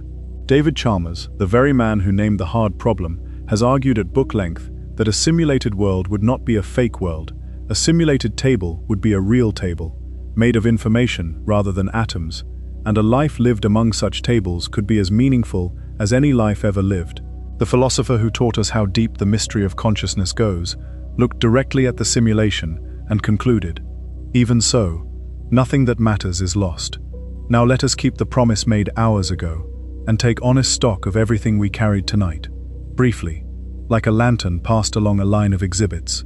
Quantum mechanics, strange beyond telling, lawful beyond doubt, and silent on our question. Fine-tuning, a genuine puzzle, philosophically fascinating, with several rival readings, and no arrow pointing anywhere. Information theory, it from bit, the holographic principle, suggestive, beautiful, inconclusive. Our own virtual worlds, proof that worlds can be built, which is possibility, and possibility is not evidence. Conscious machines, a real question for the future, resting on the unsolved mystery of experience. Physics, taken whole, neutral, serenely so. And the trilemma itself, still standing, as philosophy, still asking you to accept one strange thing, its statistics still contested by careful people. Set it all on the scales, and they balance where they began. We do not know. Belief outruns the evidence, and so does confident denial, and the honest position, tonight and for the foreseeable future, is an open hand. Which is, if you think about it, exactly where I left you at the very start of the night, with a question about whether reality is at bottom physical or mental, or something we do not yet understand. Perhaps your answer has shifted in these hours. Perhaps it has settled more deeply where it was. Either way, I would still love to read it in the comments tomorrow, whenever you like. And if tonight's journey has stirred your curiosity, tell us which mystery you would like Sleep into Power to explore next. So many of the best nights on this channel began as a single quiet suggestion from someone listening in the dark. Thank you truly for spending these hours here. If calm documentaries about history, philosophy, science, and the great mysteries help you rest, you are always welcome to subscribe and stay with us. This community, scattered across every time zone on Earth, drifting off one by one as the planet turns, is the reason these nights exist. There is one more thing to say, and then we can let the fire settle. Perhaps the greatest mystery was never whether the world is simulated. Long before this night ends, you may have felt the question underneath the question. Why is there something rather than nothing? Leibniz asked it 3 centuries ago, and called it the first question of all, and it has not aged a day. Why does mathematics fit the world like a key cut in advance? Why did matter, after billions of patient years, arrange itself into something that opens its eyes? Carl Sagan liked to say that we are a way for the universe to know itself, and whether or not anyone built the theater, that remains the astonishment beyond all the others. Not the stage, not the scenery, not even the script, that the play is felt. So come home now, the long way, the way we came. Leave the skeptic's hall with its patient bell. Past the blackboards of Princeton and the cloud that was never chosen. Past the quiet bench where light waits to be asked its question. Past the loom in Lyon, still weaving pictures out of holes. Past a warm little room in a German winter, where a young man has just discovered the one thing that cannot be doubted. Down the white roads to Athens, where a freed prisoner is climbing, slowly, towards the daylight. And further back, further, to a cave under the Ice Age stars, where a small flame is lifting horses out of the stone. Every step of tonight was lit by that same fire, curiosity, carried carefully into the dark, for 40,000 years. It is yours now. It was always yours. And here you are. It is very late, and the world has grown quiet around you. The pillow beneath your head, the bed carrying your weight, so you don't have to. The breath moving through you on its own, slower now, deeper now, needing nothing from you at all. It all feels solid, dependable, real. And whatever reality is finally made of, atoms, or mathematics, or light on a wall, this much is certain, and you have known it since the stove-heated room. You are here. An experience is happening, warm and quiet and yours. Not even a demon could take that away, and no discovery ever will. Somewhere, the old sage is still smiling about his butterfly. You can smile too. The question was never a threat. It was an invitation, and you accepted it, and now it can rest. The universe will keep every one of its appointments while you sleep. The stars will hold their places. The oldest light will go on falling softly through your room, as it has all night, as it always does.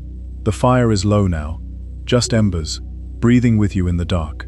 Let the last questions go out with it, one by one, like sparks. There is nothing left to solve, only warmth and the dark and the slow tide of your breathing. Wherever you are in the world tonight, thank you for keeping me company. Sleep into power, guys. Good night.